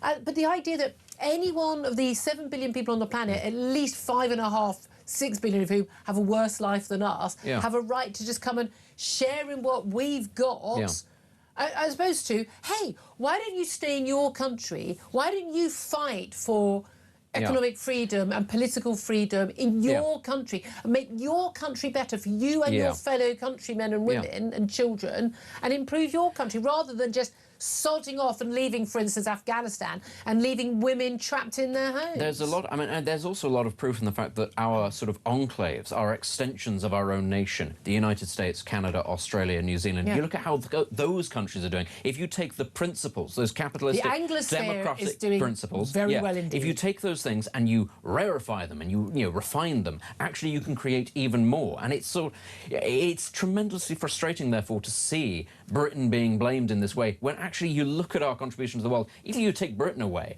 the United States is effectively an outsource of one People strand speak English because of American films and American music and our music and TV. And British, but they only speak English because of us. Because those were English people who took those philosophical principles, those economic principles and those religious principles and said, OK, let's rarefy that, let's refine that, and look how well it went. We should always be, and I feel this about the Industrial Revolution in terms of all the other things. My view is genuinely, you're welcome, world. You're welcome. No, you don't have to thank us. You're welcome. But we really should be taking more of that attitude. So, allied to that, have a little existential conversation about the role of Britain in the world over the many centuries. Power shifting to number 10 North, that'll solve everything, right? Is it even worth having... I've got this as one of my lead topics. Is it even worth us bothering to have this conversation? It's so soddingly, embarrassingly, humiliatingly, insultingly absurd that moving it to the north, Yes. Manchester, one city, is going to make a difference. It's like the imperial court moving from the Forbidden City to the Summer Palace, as if that changes anything at all. No, it doesn't. It is entirely through convenience and optics. It makes it appear as if something is happening, even though we all know it will achieve no material change or benefit at all, other than to cost us a little bit more money, because we're moving the mechanism from government up and forth, backwards and forwards across the country. I mean, the most insane thing about this is, and we should be honest about this, Manchester is getting this special treatment because the Prime Minister lives there. Yeah. If he lived in Liverpool or he lived in Leeds, it would be there. There is, in fact, if you wanted to do this kind of version of devolution, there is another place even further north from Manchester that has its own capital city, that already has the infrastructure of government, and that sometimes talks about not getting enough from Westminster and maybe leaving the Union. I don't know, maybe take some of the functions of government to Edinburgh, where it's already set up. But no, of course not, because that's not how Andy Burnham thinks. Why? Because he doesn't live there. That's literally what it is. There is another national capital further north, and that's because he doesn't live there. Yeah. It's so short-sighted. I've got it. Wouldn't be my solution. I think we are a very highly centralised nation, but again, there are very good reasons for that in the past. I don't think that whether the office that's making decisions is sitting in Manchester or sitting in London makes any sodding difference to whether or not you're going to have the sense to do a proper train line, for Leeds. I think it's insulting. I really do. Look, I'd want to hear your thoughts. This and everything we're talking about. 0344 499 1000. Text us on 87222. Get in touch on X at Talk TV. I have to say this bit. Calls are charged at the national rate. Text costs £1. Standard network rate message. Let's also talk about Zach Polanski. He's in the news a lot. I like messaging Zach Polanski. I follow all the leaders of parties, and I'm always just absolutely fascinated by. I mean, he just pumps out absolute mind-boggling, absurd drivel. Does he reply when you message him? He has on occasion. Won't come on the show though. Ah, that's a shame. Which tells you everything, doesn't it? He has been very much, really much pushing this whole nonsense, a line regarding Jason Arde and pushing the outrageous stuff, some of which that was said at the vigil by people who should know better. The president of Hobbiton College, Cambridge, Lord Salmon Woolley. He's the man who started Operation Black Vote, which is something I absolutely support in terms of, it's very important that everyone votes. I don't want people to feel that they don't have a say in the side. Getting people out to vote and getting them engaged in voting from whatever background, absolutely a good thing. He's a man. He's a clever man. He knows what he's doing. And when he says that, Jason Arde was a victim of assassination, a victim of lynching. We know what lynching means. It means, mob racist violence, someone being hanged, being dragged behind a car to their death. We are talking, pulled limb from limb. I mean, we are talking about the most horrific, disgusting, racist mob violence. And he used that word lynching, and he chose to use that at a vigil for a man who had, we believe, taken his own life after being exposed as a liar and a fraud and a con man, who couldn't face the consequences of that. And, as much as I feel sorry for his family, has nothing to do with the media doing their job. But he tweeted yesterday, freedom of the press should never have been freedom to own and dominate the press. I mean, if you have freedom of press, someone's going to own it, right? Yeah. I mean, and push constant misinformation and lies, he added, in brackets. Media regulation now, he has said. Green members have also proposed a conference motion. We're entering party conference season soon, folks, beware. Oh, good Lord. Proposing a statutory press regulator with the power to police the consciences of journalists under sweeping controls on the media. Reporters would be given a conscience clause, allowing them to refuse assignments if the regulator determined they were unethical. The watchdog would set the applicable standards. Media companies would also be forced to sell assets under statutory thresholds for concentrated ownership with the option of forced divestment. Now, we already do actually have limitations on who can buy a newspaper that's up for sale. Remember there was big issues about the Telegraph being up for sale and how many newspapers and different organisations. But he said media businesses would have to be ultimately owned exclusively by people domiciled in Britain.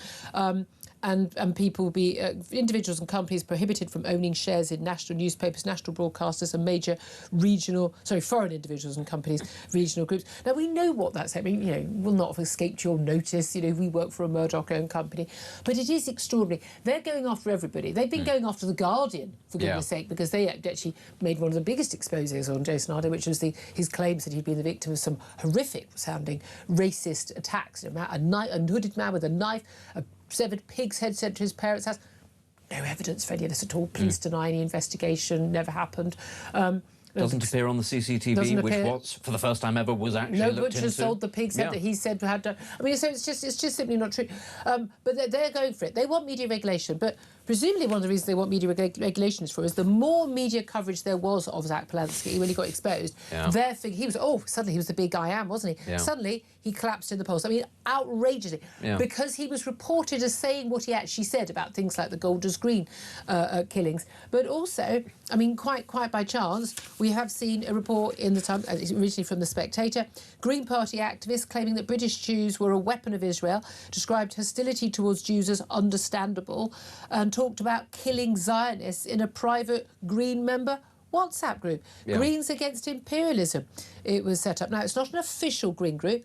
The party's refusing to comment, saying it's not an official Green group. I'm assuming this is exactly the sort of story that they don't want the media to be publishing. Well, this is, and there's also there'll be the sort of the double standard thing. Let's say that it was a group of people who were members of Reform or Restore or the Tories or something like that, and it wasn't an official group, but they were found to be saying similar things. Can you imagine the fury and the demands for the condemnation? It's kind of weird. I'm sat here in a brown suit, and yet I'm arguing in favour of press freedom and saying that maybe this, this fascistic approach to information maybe isn't a good idea. And yet these people, the nice people, they say, no, we need it more now.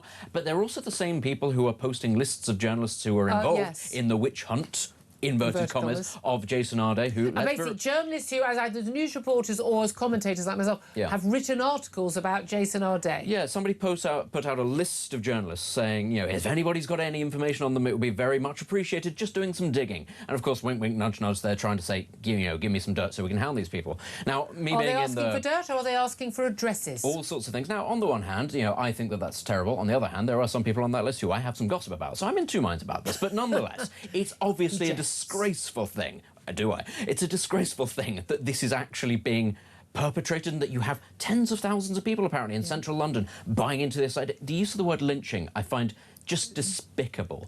There is nobody, if he has committed suicide, nobody is responsible for it other than him and his decision to do it. The idea that you could then label a journalist doing their job of asking the question, is this true? Bearing in mind that academics and journalists who wrote polite emails asking for information, a year ago, had the police called on them. Carter Rock. I don't know who can afford. I don't know who needs help paying for the cost of their family paying for their funeral if they can afford Carter Rock. We don't know yet who paid for the most expensive, the the attack dogs. The attack dog. I mean, these people are seriously good. To send a letter, basically leave off just a journalist asking questions, doing his job, working. He wasn't even a tabloid journalist. He was working. Was at the time. Was it the educational supplement? Times Higher Education. Times Higher Education. He was literally his job to look into this. Not one of the evil right-wing tabloids or anything like that. But I just find that I think this is all very, very dangerous, very, very scary. But we know there are a lot of people. We've got the Hacked Off group. We've got the Good Law Project. I mean, they constantly the complaints they've done to us, and that's been publicised in the papers about Ofcom and the GB News and others as well, and basically claiming things like, we're transphobic because we won't call men women and she and her. I mean, really such hateful things. Trying to complain about when we cover things like, the nonsense over climate change and complaining about net zero. I mean, but again, bear in mind, the YouTube page we have for this station was taken down by Google, remember, during lockdown for interviews I did with scientists and professors and doctors about masks and viruses and things. I mean, the urges that people have to, and we've seen so much information that's come out in America and in Britain about the censorship of that. Guys, you'd still be in lockdown if it was up to a lot of these people. The urge to censor information, my view is always, censorship is always wrong. There are rules like sub judice during that can influence trials. Those I think are good things. Trials should be happening much sooner than they are, so with such a long period. People say, why are people not talking about Widdicombe? You're not allowed to talk about that case in any detail. There is a legal process ongoing. It's very important there is a fair process. But but this is the thing. As a general rule, there is nothing that I won't talk about simply because I'm really happy to be challenged on my ideas and my views and my facts, my truth. And if the only people trying to shut down debate are people who, for instance, pushing things like climate change and why we should all have to have worse lives because of their mad hysteria, who won't debate because, there's no debate. They won't even debate like top Nobel Prize-winning, professors on these issues because they say there's no debate, because they can't actually do it on the facts. People who argue that men can become women, they can't argue on the facts because they're making absurd claims. People who are claiming that, a man who was exposed as a liar and a fraud was somehow a victim, they don't want to debate. They don't want to debate. They just want to shout names and accuse people of killing him outrageously and of racism outrageously because they can't actually debate on the facts. The only people who don't want to have a free press and have, uncensored press, and also sometimes, papers and organisations that are powerful enough to stand up to authority, to government, the only people who don't want that are the people who have something to hide. Two things here, because it's interesting you mentioned Anne Widdecombe. That was not very long ago, and the same people who are furious about this and are politicising this were the same people who, when that happened, said you shouldn't be politicising the deaths of people. There is no awareness. I quoted your tweet yesterday about that, Thank you. But I did think it was very striking. It was not that long ago that these same people were saying that it was the worst thing morally you could do to politicise somebody's death, and here they are doing that exact same thing. But what they are doing here is trying to create, a figure, a sort of a saint, a martyr out of Jason Arde, and they will use this for press regulation. What I think must happen, what I think will happen is all they will end up doing is making people on the other side double down on repeating what it is that led us to this point. What Jason Arde did, what he didn't do, what he said, what he didn't say, how it was that we got from A to B. All they are doing is just reinforcing the fact that his story, the real story, is going to be pushed more and more and more, and it is vital that journalists, media organisations do not allow themselves to be cowed, do not allow this to be the next stage in press censorship. If you sit back now because you think, it's a bit grubby and people are a bit loud, they will come for you. They will be relentless. If someone calls you a racist and a killer, and you are not a racist and not a killer, you should defend yourself using the facts. Yes, you should be angry, you should be persistent, you should not lie down just because it might make things easier in the short term. Absolutely. 11:28 time. Love to hear your thoughts on anything and everything we're talking about, particularly this number 10 North nonsense. This is Talk.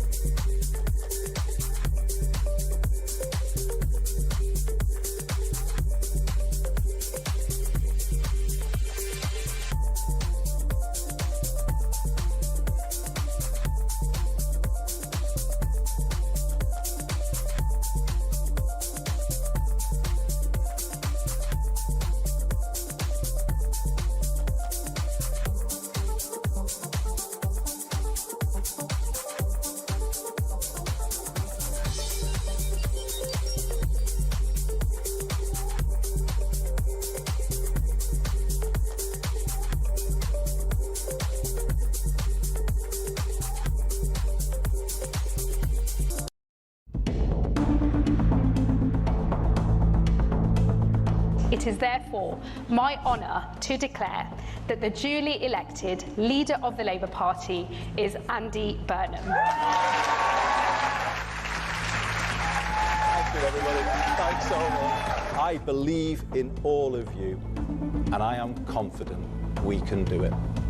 Thank you very much. I have just come from Buckingham Palace, where I have accepted His Majesty the King's invitation to form a government. I know people at home are fed up with politics. I hear you, and I want to be honest with you. We have not been good enough, and we need to be better. We will be. This man has no mandate whatsoever. He didn't stand on the 2024 general election manifesto. Across the UK, on DAB+, on YouTube, on your mobile, and on your side. This is Talk. This is Talk 11:32. So let's get straight to your calls. Paul's on the line in Southampton. He's given us a buzz on 0344 499 1000. Hello, Paul. What do you want to talk about? Hello, Julia. Hello. Yeah, it's you were talking about number 10 North and the ridiculous expense. Yep. The equivalence has got to be the European Parliament when it moves it between France and Belgium, and that costs what, $500 million? Oh, I mean, silly amount. They literally pack everything up onto the train and move. I mean, it's genuinely insane. Yeah, and that's just for French ego, and they want some money. And I mean, I still don't understand. I mean, Burnham's not done anything. He said a lot, but he's not done anything. Listen, Paul, I find that outrageous. He has given us cheaper bus fares, 86 pence, not yet, 86 pence off our bills not yet, not till October, and he's going to solve homelessness. And if you're severely disabled and you've got a bus pass, you can now get on a bus at 3 a.m. and not just at 11 p.m. I find it extraordinary that you don't think he's achieved anything. Well, I'm sorry. Apart from, don't you feel like an idiot now, eh? Now I've pointed all those things out, eh? Yeah. Well, I'm sorry, but apart from teaching his eyebrows to jump up and down when he moves, the bloke has done absolutely nothing. It's genuinely embarrassing, isn't it? But there's been a Burnham bounce. He's going to have an election in 2027. We're being told by the experts. I think Nigel Farage did say that there was going to be an election a lot sooner than what people expected. And I think the markets, the bond markets, are going to make that happen, I think. Yeah, a lot of people are saying that. Yeah, I mean, it's certainly getting worse. Our borrowing costs are sky high, over 5% for a 10-year deals. And again, this is the interest. That's what people. It's not. People say the yield. No, this is what we're paying to borrow this money, and we ain't got any money, and we're not likely to have any more coming in because apparently number 10 are going to be in charge of growth. No, they're not. It's going to be number 10 North. Yeah, and I mean, this man has not. I don't think he's had a proper job since he left infant school, has he?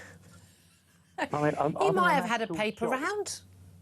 Well, yeah, that is a proper hard work. I mean, he's a man from the north, so walking up and down those cobbled stones at 4 o'clock in the morning. Yeah, I can see him running the country at that age. I love it. I love it. Paul, thank you very much. Appreciate your call. Let's go straight to Nigel. He's in London. Hello, Nigel. Hi, Julia. How are you? I hope you're well. I'd like to make some points, if I may. Yep. I don't think anyone, including Andy Burnham, has costed what it's going to cost to run 10 North. Yep. It's a complete vanity product. It's a waste of time. It's going to be billions, not millions. And he hasn't even thought about it.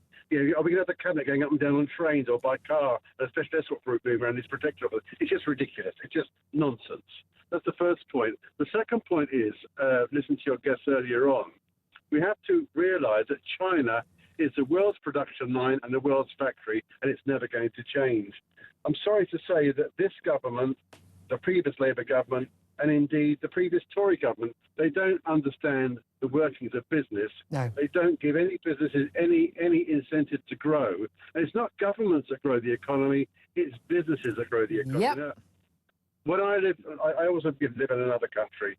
There you are patted on the back if you do well, you're incentivized to do well, but here you're kicked in the backside, thrown in the ground, and given a tax bill stuck in your I don't think people realise how different other countries have in terms of the difference in terms of their attitude towards businesses, towards people growing and creating jobs. How dare someone say they're going to move abroad to avoid taxes when someone has paid hundreds of millions in tax and created thousands of jobs. And again, you treat those people like they're scum.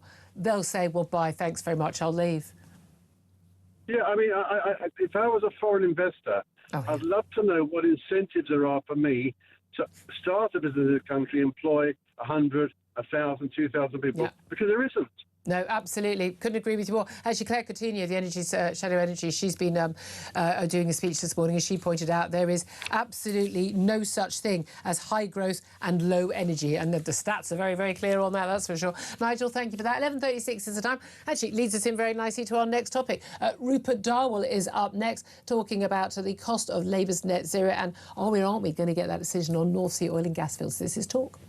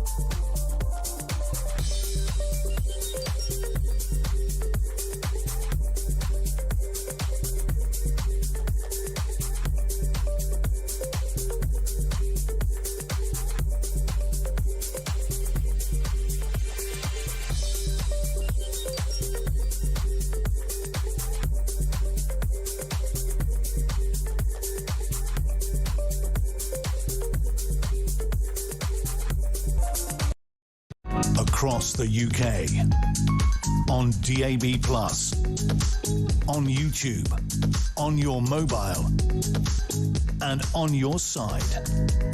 This is Talk.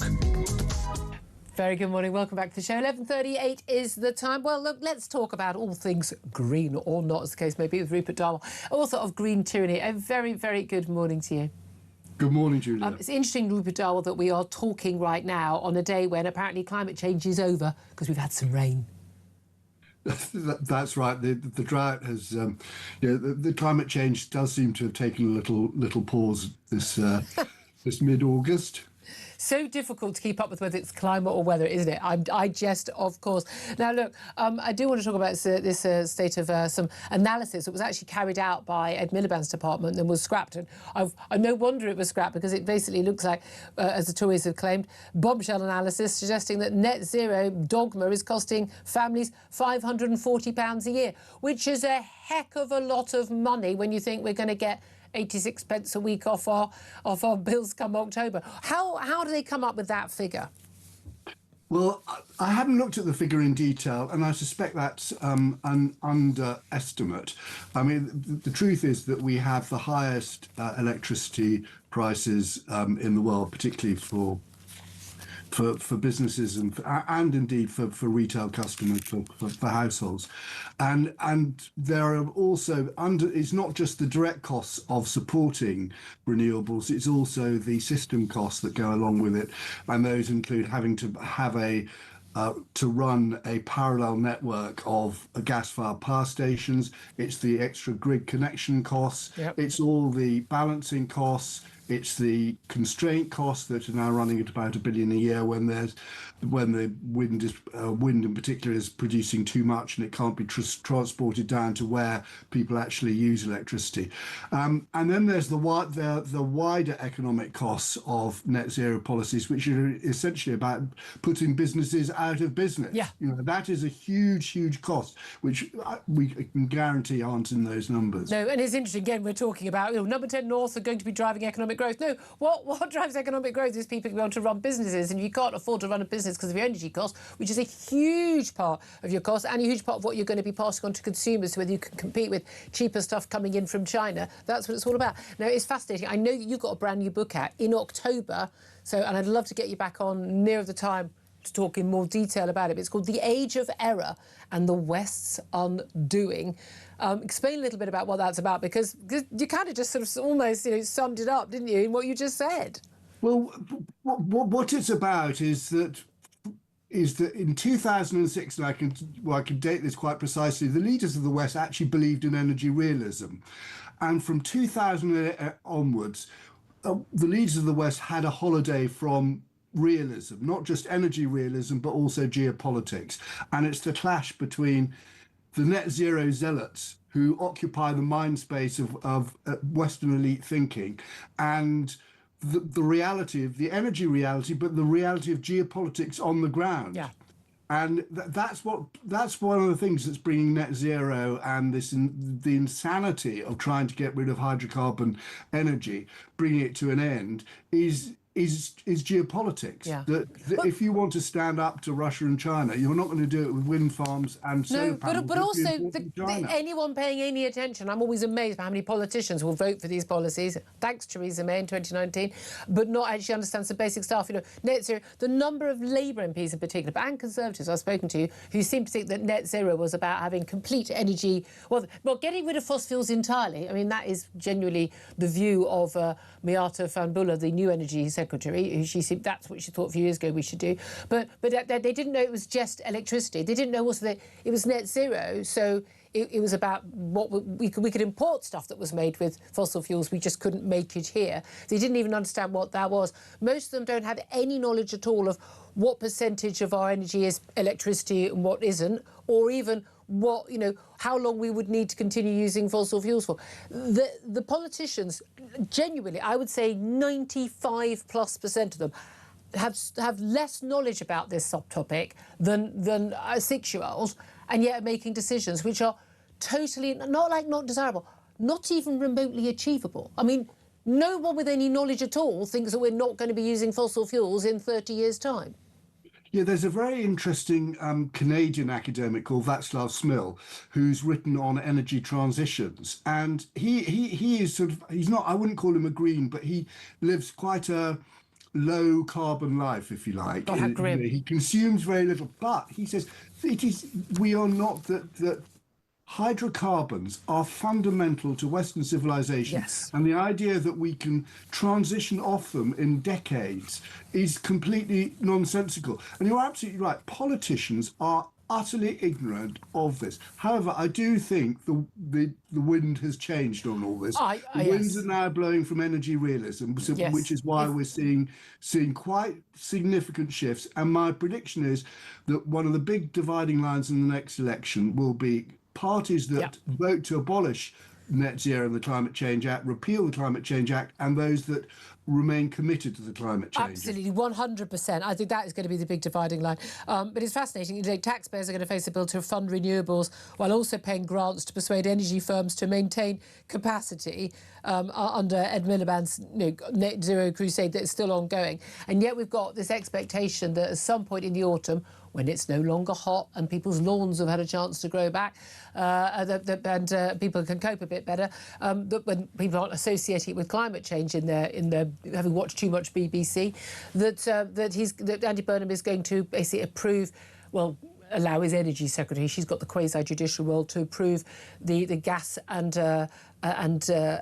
oil fields that have already got a licence from the Tories but have been challenged legally in the North Sea to go ahead, Jackdaw and Rosebank. But what's interesting is even the likes of Mr. Green Energy entrepreneur Dale Vince, him with the kafir permanently and halfway through a haircut, that he has urged Andy to allow more drilling for oil and gas in the North Sea. He's completely changed his tune on this. He says, we are using fossil fuels for the next couple of decades. That's a reality. If we approach things differently, we can actually make sense of drilling the North Sea. He's a man who's made millions out of pushing green energy. And he's a man who's pushed people like me who say this is all a load of nonsense, should be, basically sent to prison. I mean, literally has said that. And here he is, apparently, about to support a policy that will allow more North Sea oil drilling. What do you reckon of that? It only remains for Zach Polanski to say that his view should be censored. I mean, that's where we're going. He should probably go to prison. But no, that is evidence that it is shifting. The debate is shifting, and what matters to people are outcomes. And I don't think people, and politicians in particular, realise that we have a real challenge with electricity power resilience in this country. It's not just that there's not enough gas. There's not enough gas-fired power stations, many of which were built in the 1990s. They'll be coming offline soon, and we won't have enough kit to keep the lights on. That's the real challenge. Yeah, it is just extraordinary. And again, no nuclear power stations being built, people getting approval. Labour said they were going to do that. Where are they? Why does everything take so much longer? But we are in a situation, and we apparently come close to it every winter. Could have come close to it during the solar eclipse, apparently, where we are in a situation where we cannot always keep the lights on. We cannot maintain energy supplies. We're having to ration, talking about rationing energy. I mean, this is absurd in the 21st century. No, it is absolutely absurd. I mean, the great thing about the 20th, the last century, was the ubiquity of always on, always available power at demand.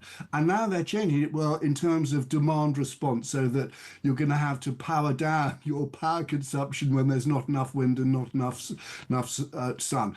And that's regressive. That is going back. It's not going forward. But the people who are pushing this, as you say, are the elites, who will be the rich people who can afford to pay the extra sums for when there's rationing of fuel. And it'll always, as it always is, it's people at the bottom of the pile who lose out. Rupert Darwell, you've always been a voice of reason on this. I'm glad people seem to be somehow listening. I think basically they've just realised that voters won't put up with this nonsense anymore. Author of Green Tyranny, soon to be a new book out in October, author of The Age of Error and The West's Undoing. Thank you so much. Really appreciate you joining us. Very quick word from Benedict. I was delighted to hear the name Václav Smil. That's not something you expect to hear of a Wednesday morning, but I thought it was really fascinating, actually, that, as you say, you've even got Dale Vince coming out and saying things are really that bad that even I'm prepared to sort of relegate my entire mad ideology. He's a massive Labour donor. It also tells us that is what Andy Burnham's going to do. Of course, and I think that's a real interesting sea change. The ground. Yeah, a mouthpiece for the entire green lobby and industry in this country has come out and gone,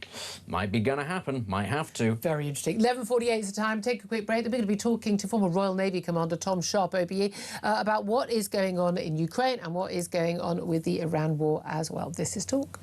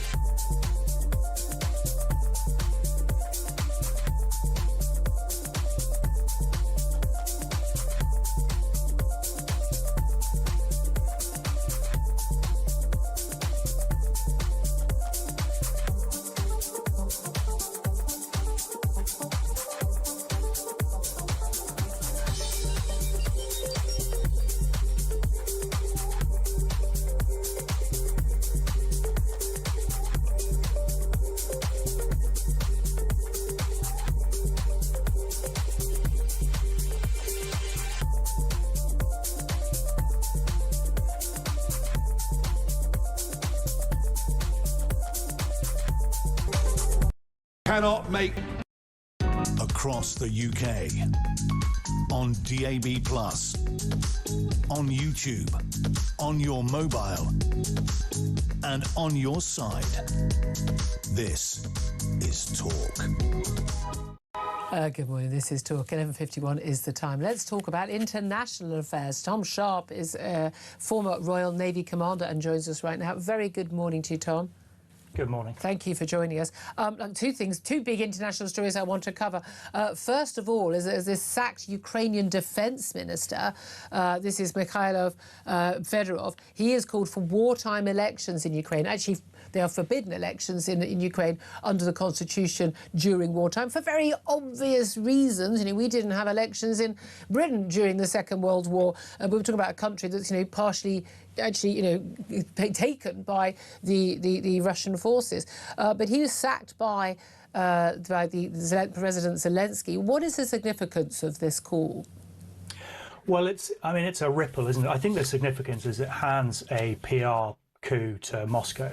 Yeah. I don't think it's much more than that. I don't think this is going anywhere. This is someone who's been removed from a senior position, which is, again, very, is not unprecedented at all in wartime.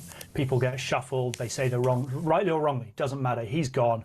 He's angry about it, and he's calling for something that constitutionally can't happen. And even if the constitution were to change, how on earth do you make that a fair and a fair election? I mean, so many people abroad. Security. Yeah. Right. So I think it's something of nothing, except for the fact that it does, it shows weakness, it shows divide, it gives gifts, PR gifts to the Kremlin who frankly don't need them. Yeah, and indeed, the extraordinary situation we have many in America who argue, he's not a Democrat, he's a dictator, Zelensky, and having to point out, I've had people saying, America saying, we had elections during World War II. Yeah, you hadn't been invaded. I mean, you hadn't had, half your women and children leave the country. I mean, come on, you're not talking about remotely the same thing. Britain, as I say, did not have elections during World War II. It was one of the Trump talking points, wasn't it, when he was really kind of having a downer on Zelensky. And World War II comparisons are fascinating. I love historians. I love their take on things. But these things are always different. There are some comparisons and you need to use them wisely.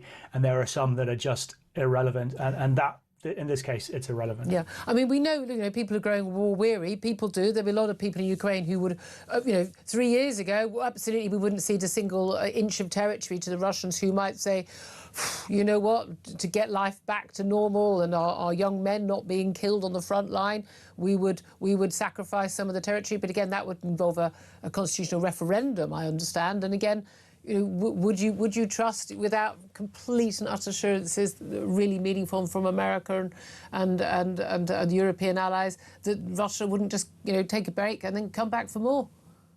100%. I mean that is a no-brainer in this case. I mean, I'm sure we'll come on to Iran, but it's the same problem. It's the same problem set. They will just take stock, restore, rearm, and then go again in whichever direction suits them next. I think there's absolutely no doubt about that. Let's turn our attention to what's going on in Iran. Well, a lot less attention being put on Ukraine because of what happened in Iran, actually previously what happened with Gaza as well. But we've had Donald Trump basically saying if Oman, a US and European ally, if Oman becomes a problem with the Strait of Hormuz, then we'll bomb the S out of them. We've now had him declaring the Strait of Hormuz as a new US territory. We've now got Tehran threatening to attack targets in Europe if the conflict escalates, and Trump has, we're told, broken off all talks with Iran. I mean, we seem to hear something slightly different, not even every day, sort of every few hours when it comes from Donald Trump. What do you think is really going on? Yeah, there's definitely two biorhythms to this, aren't there? There's the sort of macro scale, which happens every other week or so, where we threaten massive escalation, followed by immediate withdrawal. The taco, for want of to use that expression. There's a lot of what looks like market manipulation going along here, but the idea that you can make Hormuz into an American territory. I mean, when Iran came back saying you can't take territory via tweet, it really says something when Iran starts to look statesmanlike. I have to say, some of their messaging online has been very, very strong, and Donald Trump has massively I'm rather supportive of you need to take out the Iranian nuclear threat, etc. I'm quite supportive of a lot of these things, but it is just, to me, quite extraordinary that Donald Trump has lost I suppose, the PR war on this, when there's very clearly good and evil in this. Right, and if you're talking about, let's say you extend the idea of making Hormuz into an American territory, if you just forget the fact that it's absurd, then clearly you're going to need Oman's support. And so then to then threaten them, and when they've been extraordinarily neutral in all of this, and there's Duqm base there, which is heavily used by the US, they're a real asset there, if not an ally. And then the next minute you threaten to bomb them, it makes no sense. The dots don't join up, and it just looks, even the sort of official information on oil flow that's going both ways doesn't tally. It doesn't tally with what the experts are analysing. So you just start to doubt everything that comes out, and then you start looking at ship deployments like the Lincoln. And that's been in the headlines over the weekend, and you're getting official statements on that. And it's impossible to know what the ground truth is on these things because you know that the side that you would normally trust is not telling the truth. Yeah, and I do think that then does become a very big issue, does it not? And again, we had Andy Burnham, reiterating his support for Ukraine, but again, the Labour government being very clean, they haven't been that involved in what's going on in Iran, and I think. They're heaving a sigh of relief there as it's carried on and got into this quagmire. Tom Sharp, I don't know where this is going to go. It seems like this is going to be a conversation we're going to continue to have, and we're going to be dealing with the fallout with the cost of oil and gas as well for a long time. But Tom Sharp, OBE, former Royal Navy Commander, thank you for that analysis. Benedict Spencer, I know you keep very much on top of a lot of these international affairs. The whole thing is a fiasco. If the conflict was inevitable, and there seems to have been a real lack of preparedness for the inevitable conflict, even though the United States and Israel were the ones that actually ended up initiating this phase of it. A real lack of understanding that if you want regime change in a country like Iran, it's going to take more than bombing, and it's going to take a lot more than economic sanctions. Iran has been under economic sanctions for a very long time, and it has not pretty much since it has not toppled the regime. The regime has reaugmented itself. Economic sanctions don't work if they don't care about their own people, and if the entire apparatus of the domestic state is set up to stop internal repression, to stop the creation of any kind of underground movement or official opposition, these things don't exist. And you're willing to slaughter 40,000 young people on the streets. Exactly, and they're more than prepared to do that, and plenty more. So actually, what is the end game here? If you're going to have regime change, you're going to have to invade, which they don't want to. Of course they don't want to. I understand why they don't want to. But in which case, what is the end point here? Because you can't negotiate with them either. Well, other than they should have secured the Strait of Hormuz first up, and they... that was never a possibility. Yeah. I'm sorry, that was never a possibility. No? That's why when this war happened, you were going to have to accept that you were going in full metal jacket and it was going to be ugly, and they weren't prepared for that. Well, the West isn't prepared to lose any lives, and that's an argument against it. Good, we might have fewer wars. However, also we can't stand up to tyrants. So much more to talk about that. No doubt we'll come back to it another day. We'll be here next week. Exactly. God knows what Donald Trump's going to tweet the next hour. We'll be back in just a couple of moments after an update on the latest headlines. This is Talk, the Home of Common Sense.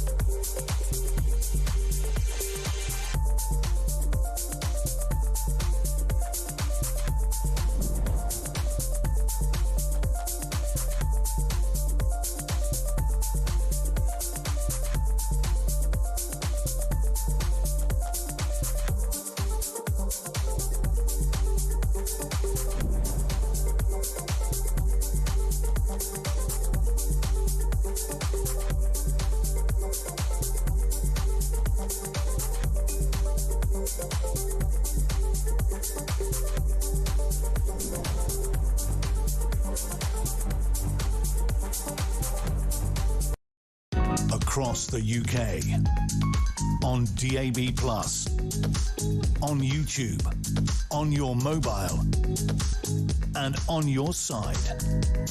This is Talk.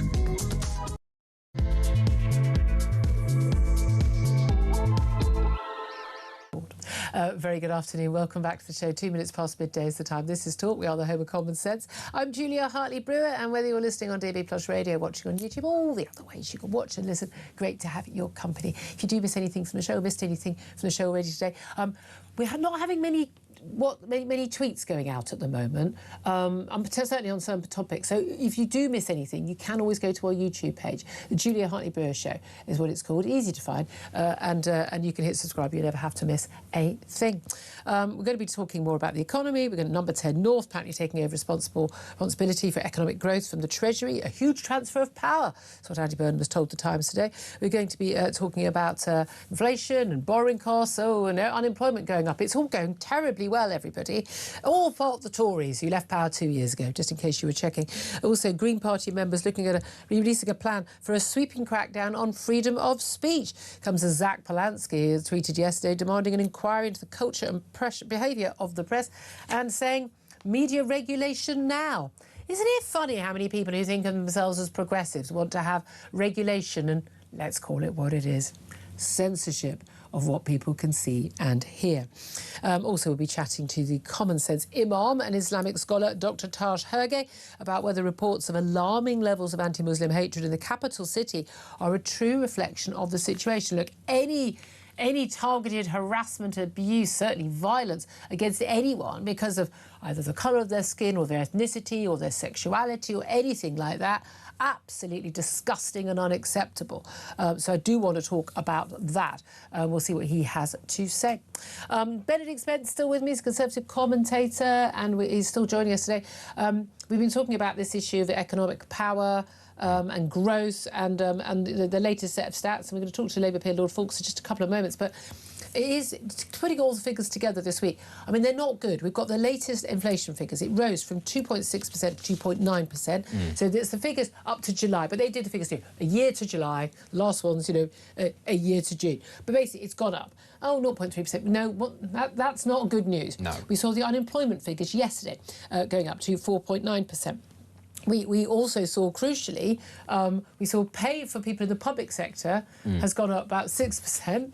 Pay in the public sector, so in the private sector, the gross people who work, people who perhaps are working from home right now, going up by just 2%. So we see that difference there with all those pay rises we've been seeing for the public sector. Again, in jobs where they get better pension deals, better holiday deals, and more job security. So, I mean, there used to be the deal that you earn less in the public sector, but you've got all those other things. Well, now you're getting all of those things. We're basically just going to eventually we're just going to be one big public sector with an island attached. But we also saw 700. I mean, I had to double check the figures with you earlier because I must have misremembered that. 700,000 more people claiming universal credit than the year before. Well, so when Labour were in power, and a year on, when Labour were in power, that's happened. These figures are all terrifying. We've also got the cost of borrowing going up. That's when we have these, they do government borrowing, they issue these gilts, 5-year, 10-year gilts.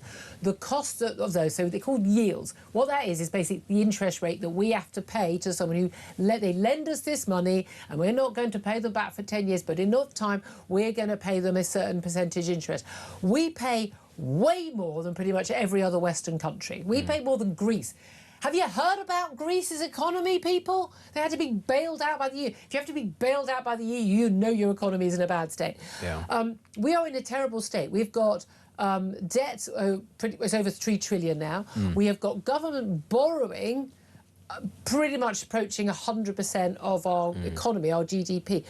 These stats are all shocking, but it's all going to be solved, Benedict, by moving delivery of growth, good growth, every postcode, be very specific about the pledge from Andy Burnham, to number 10 North to be in charge. Yeah, it's made more, I think, concerning by the sheer number of highly wealthy individuals and organisations, especially in the United States, that are currently offloading certain assets in order to make sure that they have large reserves of cash, because they are anticipating quite a large market collapse at some point in the next couple of years. But also a lot of people doing investment in AI, a lot of people borrowing for AI, and that is putting up prices as well. That is putting up prices, and that's partly why they think that there is going to... Yeah, that's why they think that there's going to be a market crash. China is having to re-enter the oil markets, having used and exhausted its strategic reserve as a result of Iran. All of these things are going to make everything go up, and then at some point it's going to pop. And we are uniquely Somehow, once again, having done this whole dance before in 2008, we are really badly exposed to what's going to happen when that does happen.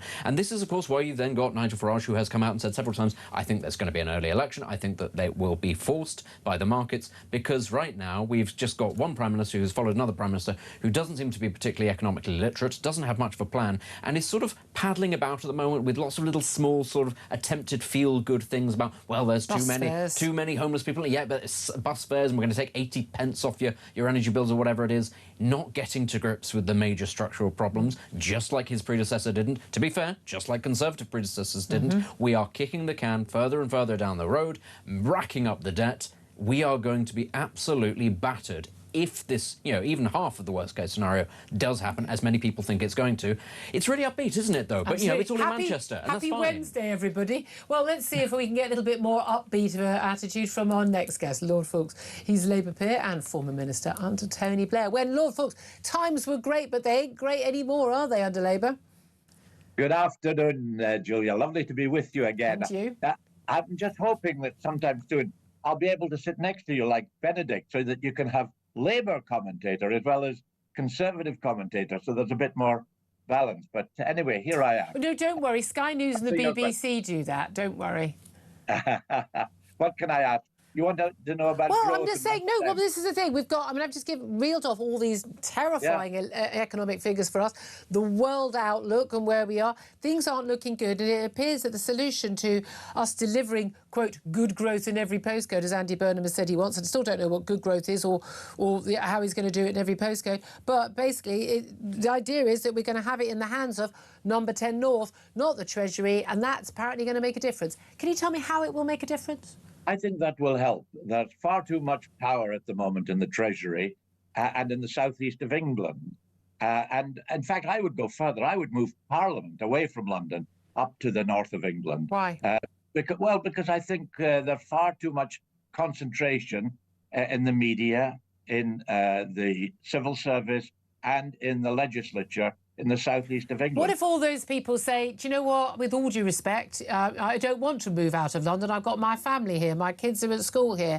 I like where I live. I don't want to move. We know what's happened whenever we've seen some major government sort of quangos, and they get, even to happen to the Office for National Statistics, and they're sent off, I think it was Newport, and basically a load of their top people went, no thanks, with all due respect, I don't want to live in Newport, I want to live where I'm currently living, and so they didn't go. You could lose a lot of top expertise from people who choose not to move out of the capital city. I know you're not a great fan of the BBC, but they moved up to Salford, and I think that's been quite successful. Well, no, the BBC didn't move up to Salford. They moved some of their programming up to Salford, and an awful lot of their presenters simply go there and stay in a hotel or a rented apartment for 3 days a week to do their shows and then come back again. No, I think a lot of them are moving up. And I mean, what are we, 10, 15 years on? We do need to get more. And what difference has it made? We need to get more What power. difference has it made?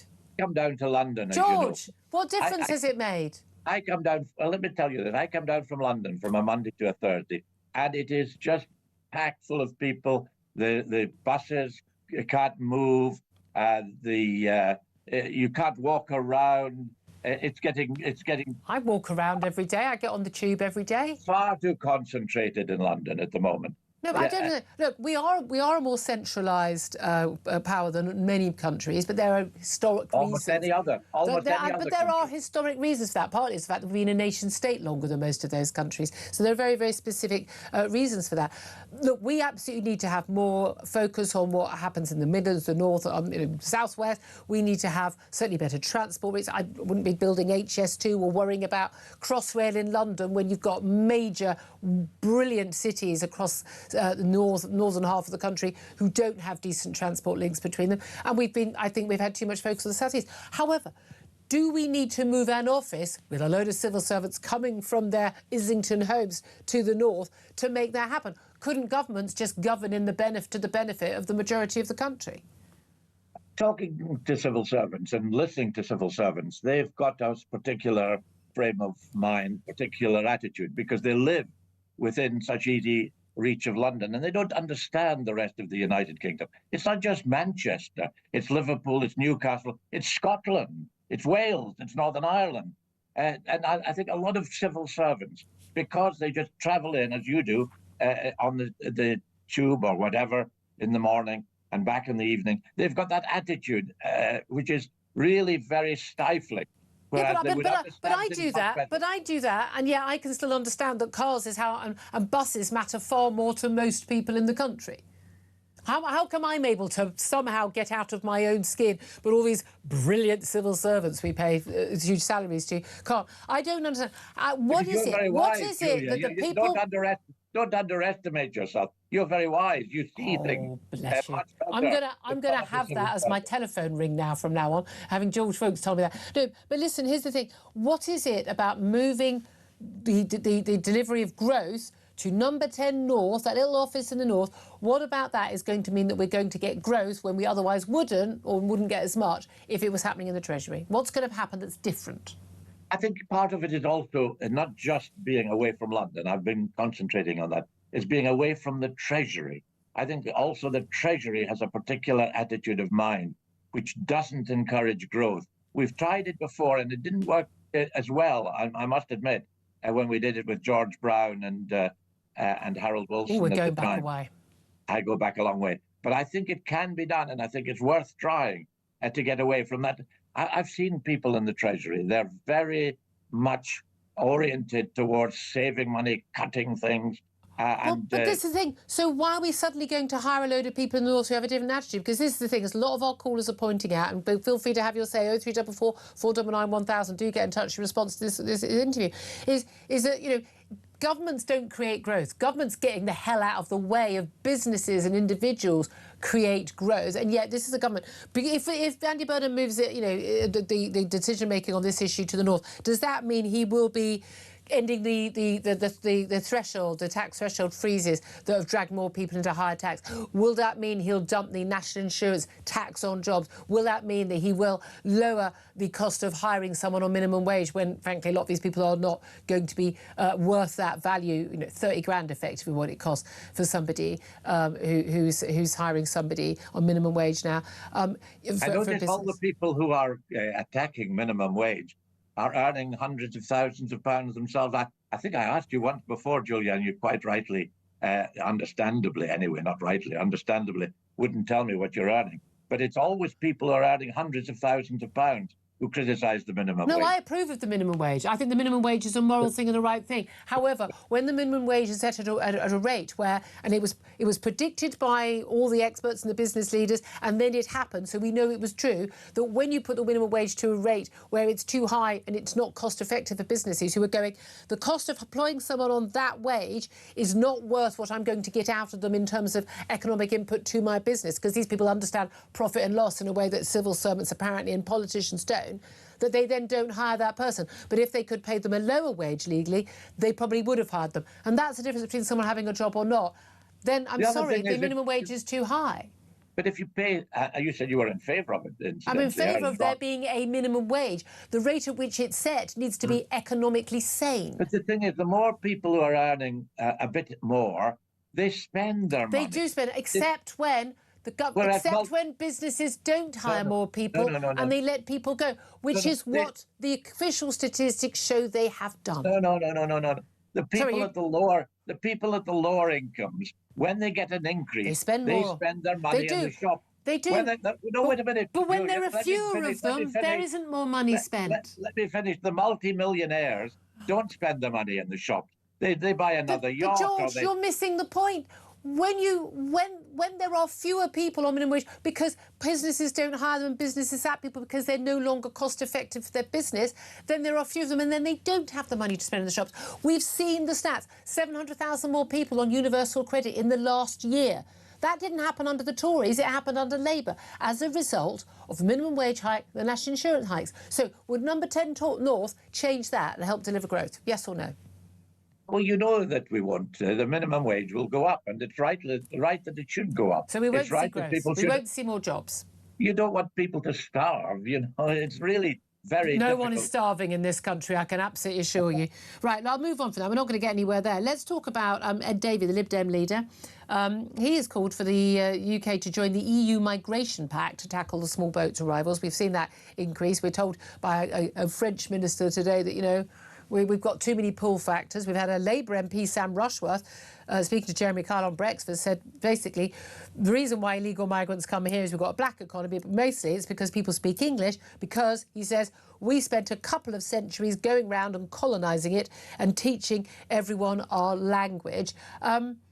Do you think that we should join a scheme with the EU to share out illegal migrants when they arrive in whichever country? And do you think that the reason why we've got such pull factors is because we were a colonising empire?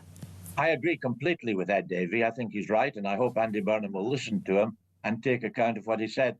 The problem with all these people coming to Britain is not the pull factor particularly. It's because of Brexit, because we left the European Union. If we were still in the European Union, then automatically people coming to the United Kingdom would be returned automatically to the first country of entry. You know that the first boats started arriving, we had the lorries, we had people in the lorries, and that's still going on. And then when that was sort of partly tackled, not fully solved, we started seeing the boats from 2018 onwards. We didn't actually leave the EU until, I believe, was it in January 2021? Yeah, I remember I remember it was over the New Year period. So in those 2 years, we weren't able to return people. And in the period before that, we were returning only a handful of people as well, long before we had actually left the EU. Well, what Ed Davey is suggesting is... you're just going to ignore that wait a minute. What he's suggesting, as I understand it, is that this arrangement now, which has been agreed by the European Union, and now it's just relatively recent, ensures that people return to the country, the first country that they enter. That's not what happens. They are expected. No, the policy is that they are expected. You said you fully support the policy, so I thought you'd know what it meant. The policy is that people are expected to seek asylum in the first country they enter, and after that point, they are then shared out among countries based on their population, their GDP, etc. We, being a very large country and one of the richer countries, would be expected to take a large share of those people. So we would be able to return people, but then we'd get a whole big plane load more. What do you think of that? You support that policy? Now you're saying we're one of the richer countries. You were talking us down just a little while ago. You were saying how terrible we are. How our economy was economy is in a terrible state, but we are still one of the richer countries. These two things can both be true at the same time. So we're richer than France and richer than Germany, are we? I don't think we are richer than France and Germany. No, but you just said we were one of the richer countries. Do you know what the G7 do you understand what the G7 list of nations is? The G20 list of nations, the biggest economies in the world. Yeah. Yes. So we're one of those.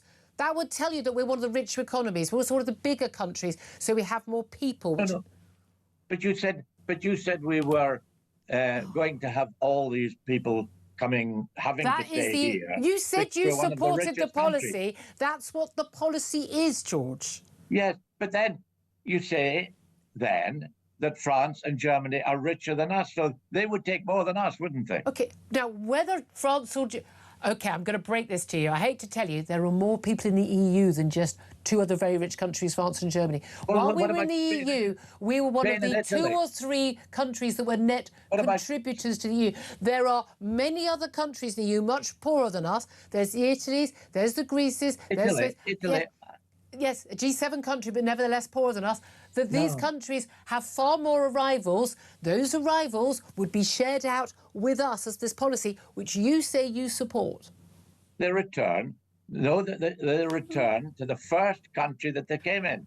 And then they're shared out among European countries. No, they return to the first country. How can you? You think the EU policy is that everybody would just return to, Italy, Greece, and Spain, and then Italy, Greece, and Spain would go, that's fine, we'll keep them all.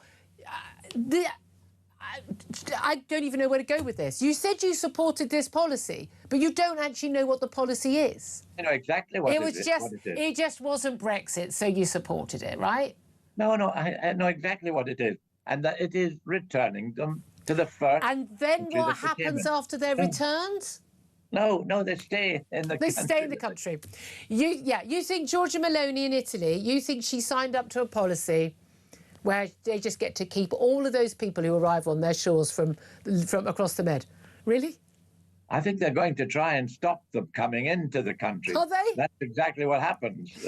Goodness me. I'm going to ask you one final question. We'll go about something else. We've got the Green Party, Zach Polansky, calling for an inquiry into the culture and behaviour of media. We've got a vote, a policy being put forward at their party conference coming up soon, looking into more state control of the media. We've had their leader, Zach Polansky, basically saying that we should have media regulation now. Do you agree? I'm not a great fan of Zach Polansky, incidentally. I think he's a bit of a con artist, and he's changed his name. He's changed his. People are allowed to change their names. Wait a minute. He's changed his approach to a whole range of things, and but I do think and I'm not in favour of an inquiry. Inquiries are very expensive. You know, I don't know how this kind of inquiry would be set up, but I do think there ought to be that Ofcom ought to have more powers to deal with media bias with media bias and with inaccuracies in the media. And I think I think he is making this call because of what happened to Jason Hardy. And I think it was a great sadness what happened to Jason Hardy. I think he was persecuted by sections of the media. Which sections? Sections of the media. Which sections? The ones that carried stories about him. So pretty much every national newspaper and radio and television organisation, The Guardian included. Yes, I think The Guardian. That's one of the sections of the media. I read The Guardian articles about him, and I thought they were a bit unbalanced. In what way? Because I think they were concentrating on some of the some of the accepted discrepancies in his account. For instance, The Guardian particularly exposed the fact that the police denied that there had been a police investigation into a hooded knife man who confronted him twice, no CCTV available, and he hadn't called the police, and a severed pig's head sent to his parents' home. And these two claims made a number of times were totally unverifiable and according to the police, had never, ever happened, even though he said there were police investigation. The Guardian reported on that. Do you think they shouldn't have reported that? No, I just so that was okay? No, I know. I think the general balance of the reporting was critical rather there should have been so when he was being feted as this amazing professor, youngest black professor at California, and all the stories about his fundraising and sporting endeavour, that was obviously all very, very positive. And then when it started emerging that actually there were plagiarism accusations and that pretty much everything he's ever said in the public domain was questionable at best and provably untrue at worst, you think that the coverage should have been more balanced? Do you mean that people should have said, but he's a great guy? I mean, what would have made it more balanced when you are exposing somebody who has been in the public eye, has got a great job, got a great, being feted in the media, got apparently a very, very, very, very lucrative book deal for his memoirs about his life, which turns out to have been pretty much a Walter Mitty fantasy. What would have made that coverage balanced? I think the extent of the coverage. Oh, so it's too much coverage. I think the extent of the coverage, the intensity of the coverage, and the fact that there was a balance against him. So when people were fating him, that was okay. When people were pointing out that actually it didn't add up, that was not okay, and they should be limited. So should the media be limited in the number of articles they can write, or how critical they can be? Should there be a limit? I think it's important that the media get it balanced. What does that mean? I'm asking you what that means. It means putting both sides of the argument. Sides. Well, when someone is saying, Jason Hardy at this time claimed this, this and this, we, however, spoke to this, and we cannot verify any of these things, this is untrue. I would say that was very biased, very, very balanced. I think some of it was balanced, but I think now some of it was balanced. You think the Guardian article was okay, but everyone else wrote too much? No, I didn't say that. The Guardian article... it's very interesting when people say there's a problem with the coverage of a particular story that has ended in, very sadly, the death of a man and children losing their father, which is beyond awful for those children, that somehow when people are accusing the media of, there have been accusations of media hounding him to death, the media frenzy, lynching is one of the words, and assassination, some of the words that have been used against the media. And you're saying, well, you know, but, you know, it wasn't, something about the media coverage wasn't right. I'm trying to establish what about the media coverage was wrong and what should be changed. Why was it such a big story? Why did it get so huge? Why do you think it was such a big story? Why did it get so huge coverage in every medium? Why do you think what do you think the answer is to that? Because I think there were some people who thought that this was a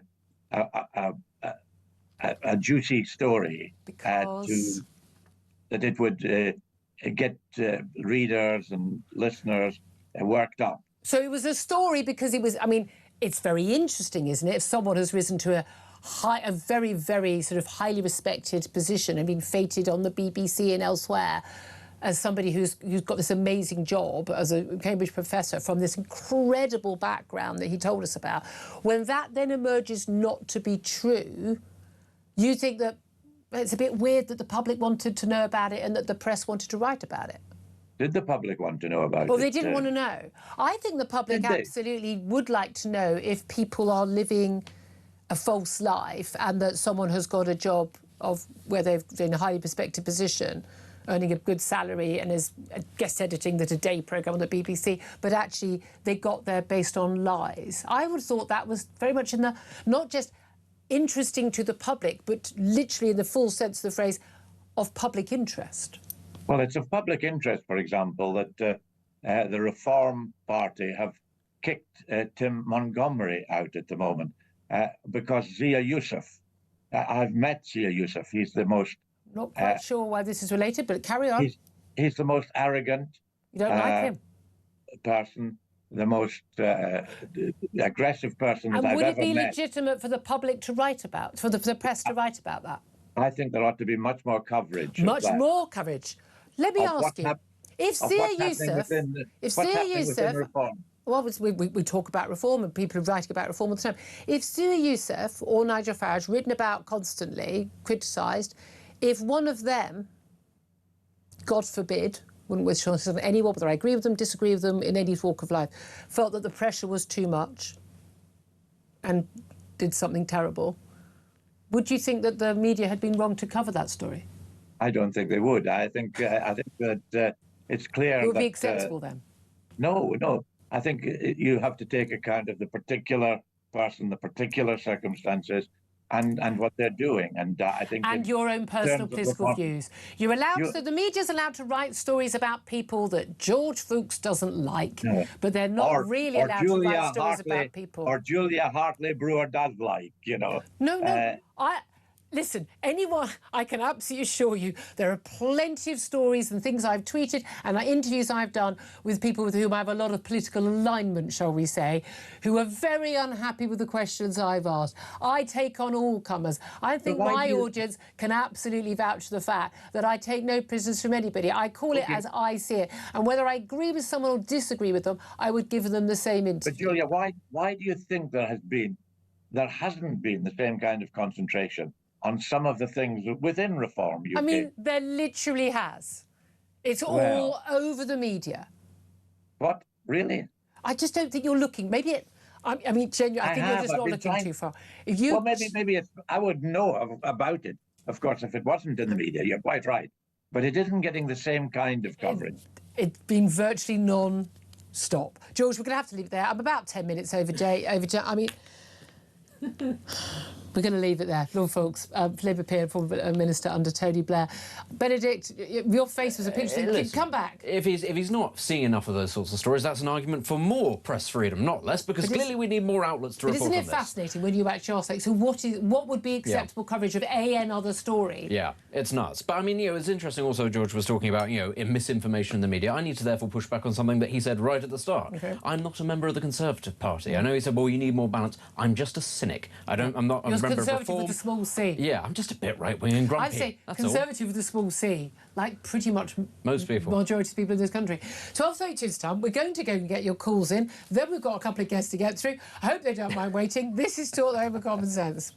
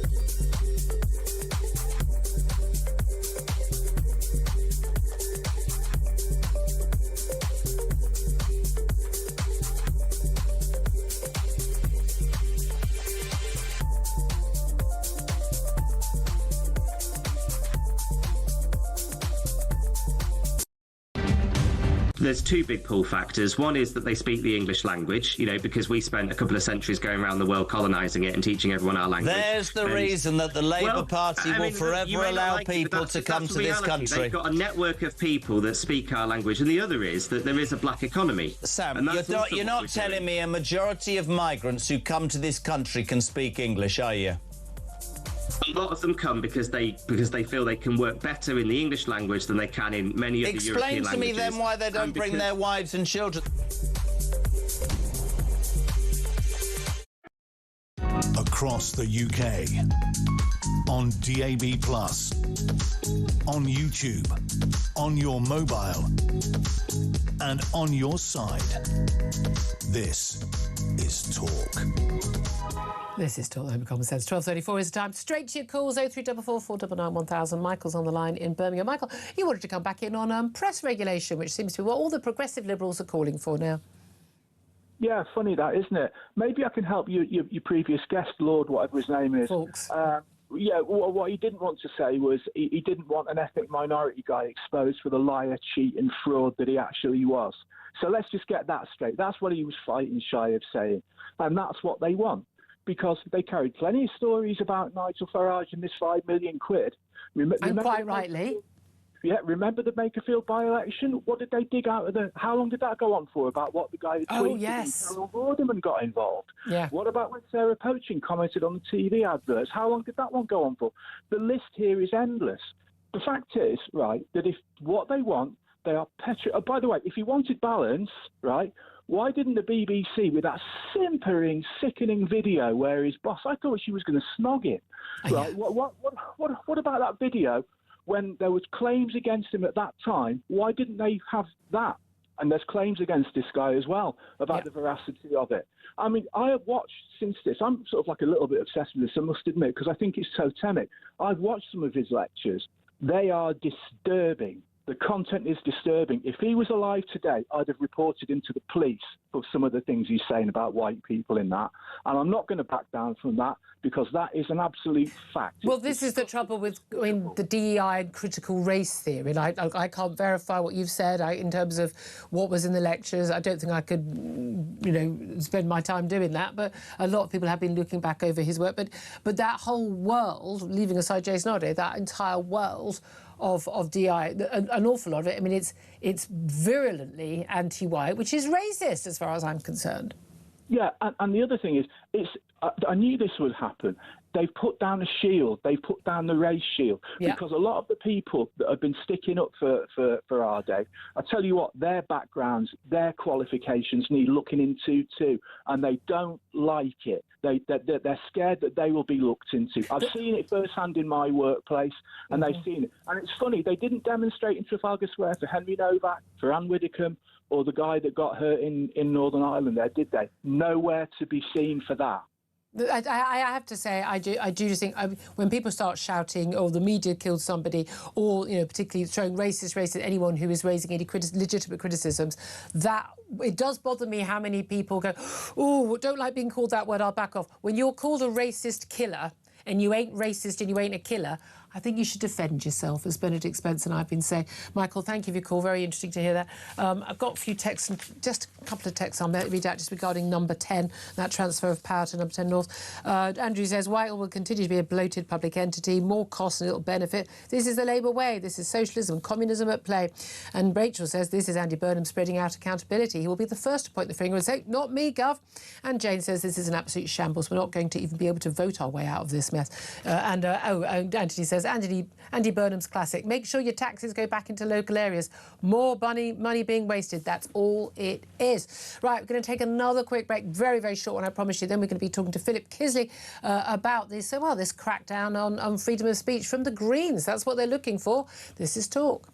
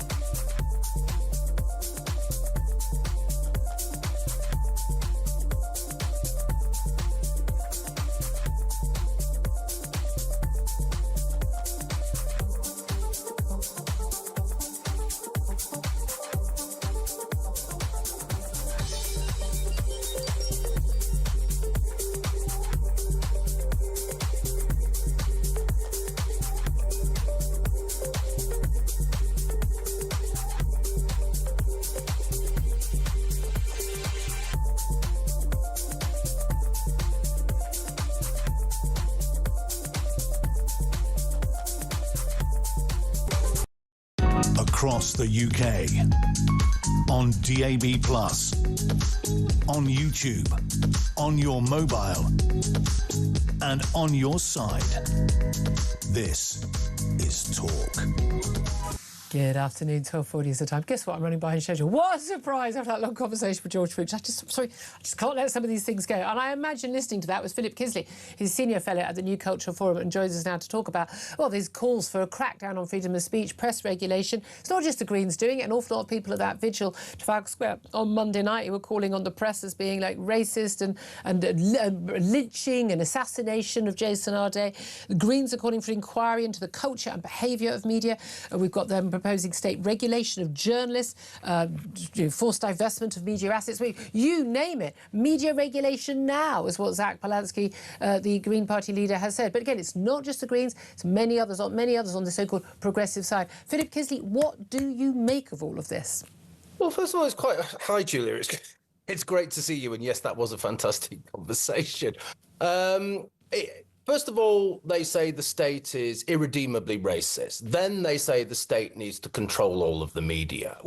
What's going on? It's either one or the other. That's a very good point. The media's racist, the state's racist, so we'll have one in charge of the other. Yeah, what they mean is when we are the state, we will control everything you say, think and do. I mean, that's it, really. It felt yesterday, I was watching that footage, and I have to say a cold shiver went down my spine a little bit when that lunatic was talking about lynching when Diane Abbott there was cheering, everybody was cheering along. This was completely divorced from reality. But it felt as though we were seeing a new era. We were seeing woke 2.0 or BLM 2.0. For me, it was BLM all over again, and that was a mad time. And again, a complete. I mean, so much of it was just utter lies. But the great and the good, the state.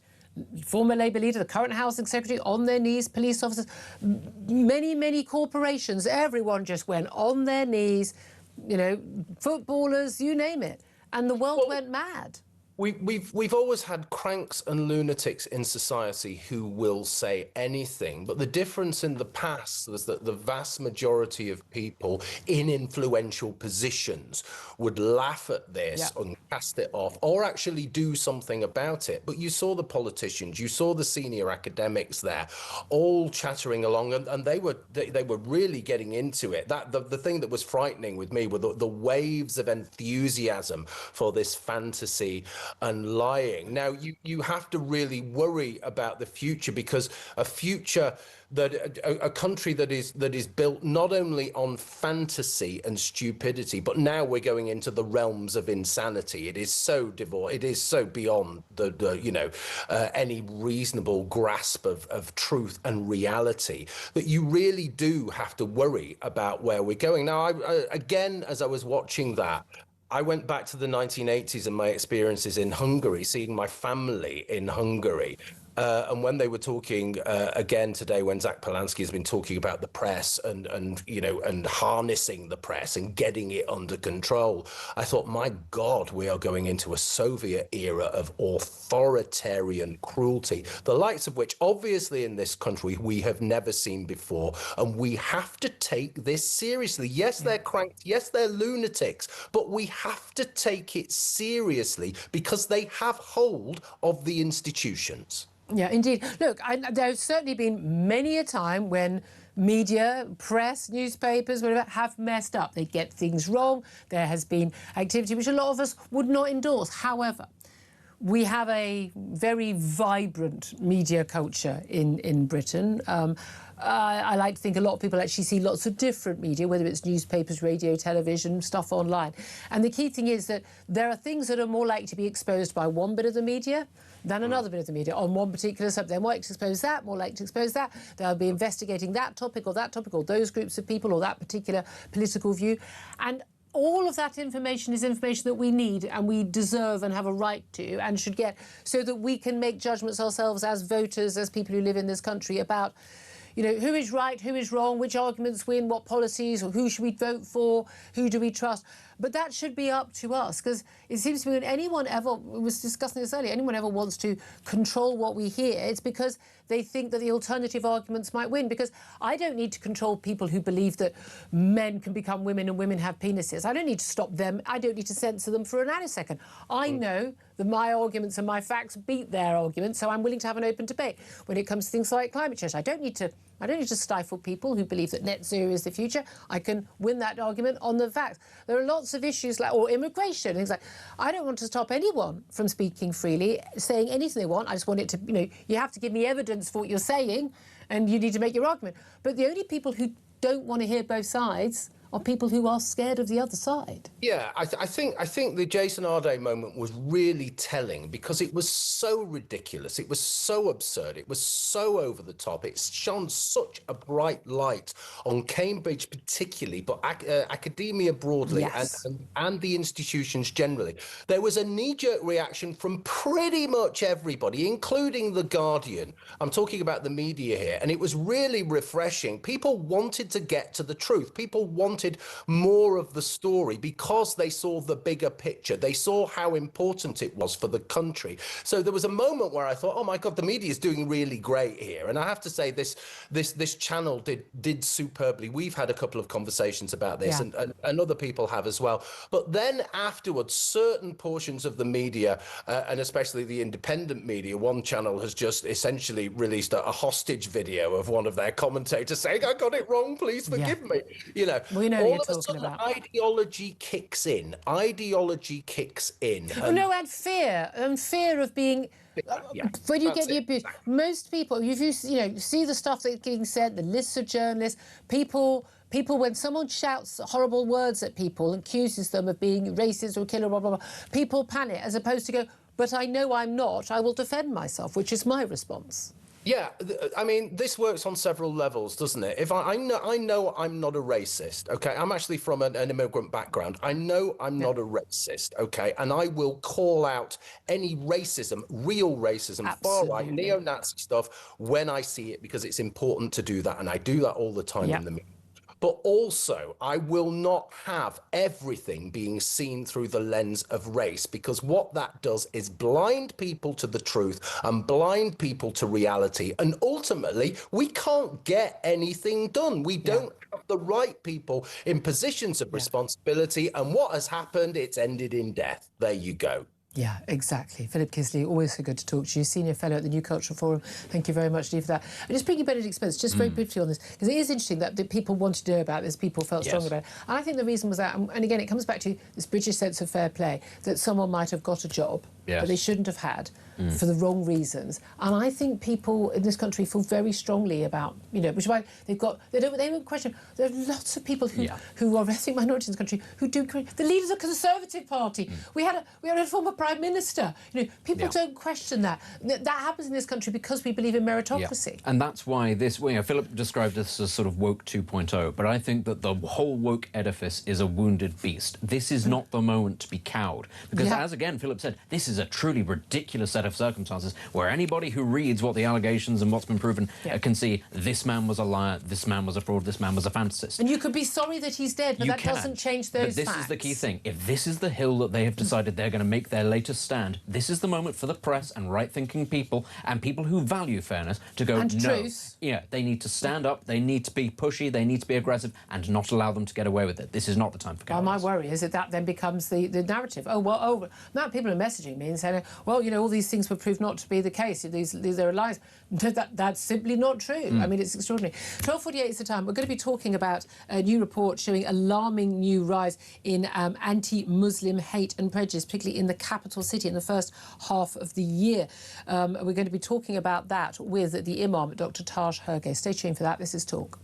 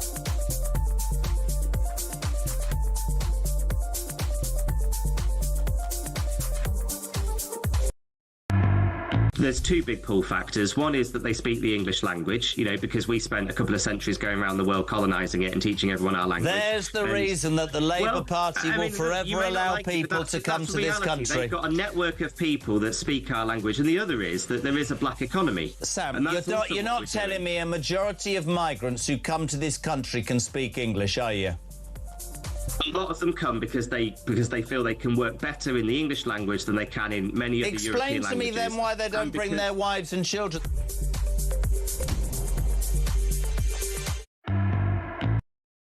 Across the UK, on DAB+, on YouTube, on your mobile, and on your side. This is Talk. Good afternoon. Welcome back to the show. 12:51 is the time. I'm Julia Hartley-Brewer. Let's talk right now about a very alarming, worrying set of statistics from the anti-Muslim hate monitoring group, Tell Mama. They have basically seen reports of anti-Muslim hate and prejudice in London rising hugely in the first half of the year, having surpassed the total annual count for 2023 already. So already that high. They say it's a sustained escalation of anti-Muslim hate. It's 6 times higher in 2025 last year than in 2021. We're looking at 313 reports in 2021, it doubled to 818, well, more than doubled to 818 in 2022, and it rose each year to a record of 1,909 last year. And we've already seen 1,031 reports this year. Well, how bad is this? What is the cause of it? And what can we do to stop it? Because I think we can all agree, can we not, whether we're talking about hatred against gay people, or whether it's against women, or whether it's against Jews. We've seen that massive spate of anti-Semitic attacks against Muslims as well, that absolutely any of this targeted hatred is unacceptable in our country. Let's talk about it with Dr. Taj Hergé. He's an imam. He's also director of the Oxford Institute for British Islam. A very good afternoon to you, Taj. Right. Hi there, how are you doing? Thank you for joining us. So first of all, what do you think is the cause behind this rise in the reports of these anti-Muslim incidents? I mean, clearly there's a rise in anti-Muslim prejudice and bigotry, but that's not the issue. You touched on it, Julia. Why is this happening? Okay, and I think Muslims themselves are largely to blame, because they are always seeing themselves as a victim, and never seeing that them creating conditions that creates antipathy towards them. For example, we don't have the same degree of belligerency against Hindus or Sikhs. Why Muslims? And then this is the issue.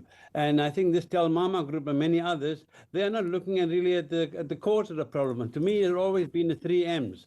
The mullahs, the mosques, and the madrasas. These priests and these mosques and these schools that indoctrinate children, they are talking about them and us. There's never about integration. And when you don't have any integration, clearly the rank and file, the majority would be prone to antipathy towards so, but there'll be a lot of people, not just Muslim people, a lot of people who would be very unhappy at the idea that if someone is shouting abuse or yanking at a Muslim woman's hijab, or being, or worse, being, physically attacking someone because they are openly Muslim and therefore identifiable as Muslim, that they are responsible for that. One can disagree with lots of, what's going on in lots of mosques. You could disagree with a lot of the so-called self-appointed Muslim community leaders and some of their, I think, pretty questionable views in this space, or some of the teachings of Islam. But that doesn't mean anyone has a right or a justification to abuse a Muslim person who's randomly walking past them on the street. Right, clearly it doesn't justify that. But the point is, why are Muslims living in La La Land to think that their behavior, their conduct, for example, how many Muslims know that the hijab, the head covering, is not a requirement of the Quran? No. They've been told, listen, you must have it, otherwise you don't go to heaven. So the point is, these priests, these mosques, these schools, they are conditioning people into this sort of them and us mentality. As long as Muslims are not part of the society and apart from it, as long as they're not fully integrated into the society, we will have more right-wingers or extremists or bigots from any community. You're saying that creates that. I mean, it is interesting, of course. I suppose there's an element where it's not just obviously Muslims don't have to have particular skin colour, but the large numbers of Muslims in this country would be darker skinned than the average, but also clothing would delineate somebody as being of the Muslim faith, and that creates, to a certain extent, you're saying, some sort of separation. I mean, certainly the hijab, but the burqa. Can I just? Sorry. Okay, let me just come in there. Okay. Clothing. There's no such thing as Islamic clothing. Yeah, I mean, so why are they bringing in the clothing from Pakistan or Saudi Arabia and saying, listen, this is Islamic, when there's nothing like that? All Islam asks you to be modestly dressed. It doesn't mean that you must have a shalwar kameez or some don't wear a bikini in the street. I mean, right. I certainly have. I mean, look, people. When I go to other countries, I'm still wearing. Again, if it's Muslim countries, a country requires modest clothing, then obviously one has to. When in Rome, one is respectful. I think that otherwise don't go to the country. if you're not willing to do that. But I still wear Western clothing when I'm somewhere that isn't Western. So, but there is a difference between certain items of clothing, say, for instance, in my view, the burqa and the niqab, which I consider to be utterly disgusting, appalling and unacceptable. No, but it's also anti-Quranic. I mean, forget about you having disgusting views about that. I'm absolutely opposed to those contraptions because it's un-Quranic, it's un-Islamic, it's un-Muslim. But the priests and the mullahs propagated this as a uniform of Islam. Islam doesn't have a dress uniform. All you have to do is have righteousness, and righteousness is not on your clothing. Because I could have the most modest clothing and be the most immodest, immoral person around. So why have women especially been conditioned and brainwashed to think by wearing the head cover, wearing the face mask, somehow they have a ticket to paradise? So can I just ask you, time is against us very briefly, Dr. Taj Shakir, what do you think the solution is? Look, obviously, people who are bigots and, you know, they should be keeping their thoughts and their words to them and their hands certainly to themselves and leaving people to live their lives. But your message, I suppose, you're saying that we can help solve this by more integration. Absolutely. I mean, for example, firstly, we Muslims in this country must make a concerted effort to become fully integrated and not living apart in silos and ghettos. I mean, too many Muslims, for example, the Tell Mama report, there's not one word about integration and effective integration in there. It's all the fault of white majority people in this country. It's never the fault of the minority Muslim people in this country. So we Muslims must wake up, smell the coffee, become adapted and integrated in this society. And if we don't like it here, I'm not very rich, but I'll give you £10 for every one-way ticket to Sharia land. Whoever wants to leave for Sharia land, I'm going to give them a £10 one-way ticket not to come back. Dr. Taj Shakir, Imam, Director of the Oxford Institute for British Islam, thank you very much. Love to hear your thoughts on that, except my show's about to end. Benedict Spence going to give you a quick response. I don't want to live in Sharia land, but I wouldn't mind £10 if he's just hanging it out. But no, he's right. Integration is actually the key thing here. And that word that he used, if you silo yourself and you don't integrate, you create more of a target on yourself. So, yeah, that's fairly commonsensical. People still shouldn't be They shouldn't, but you make it more likely that it's going to happen if you set yourself apart from the people who already live here and live a very different way of life. That's just how it, in any society. Very interesting conversation. David Bull is also in. He's in for Ian Collins. Good afternoon. Yeah, the French want more money to stop illegal immigration. We're moving on. Sorry, I was just going to say. We're moving on. Yeah, no. So the French want want more money to stop illegal immigration because we haven't spent enough. Apparently, £1.1 billion. Listen, they've got those 3-hour lunches to buy for their that's very and true. their gitanes. And escargots are very expensive, I imagine. Well, Dr. Taj is giving away money, so maybe.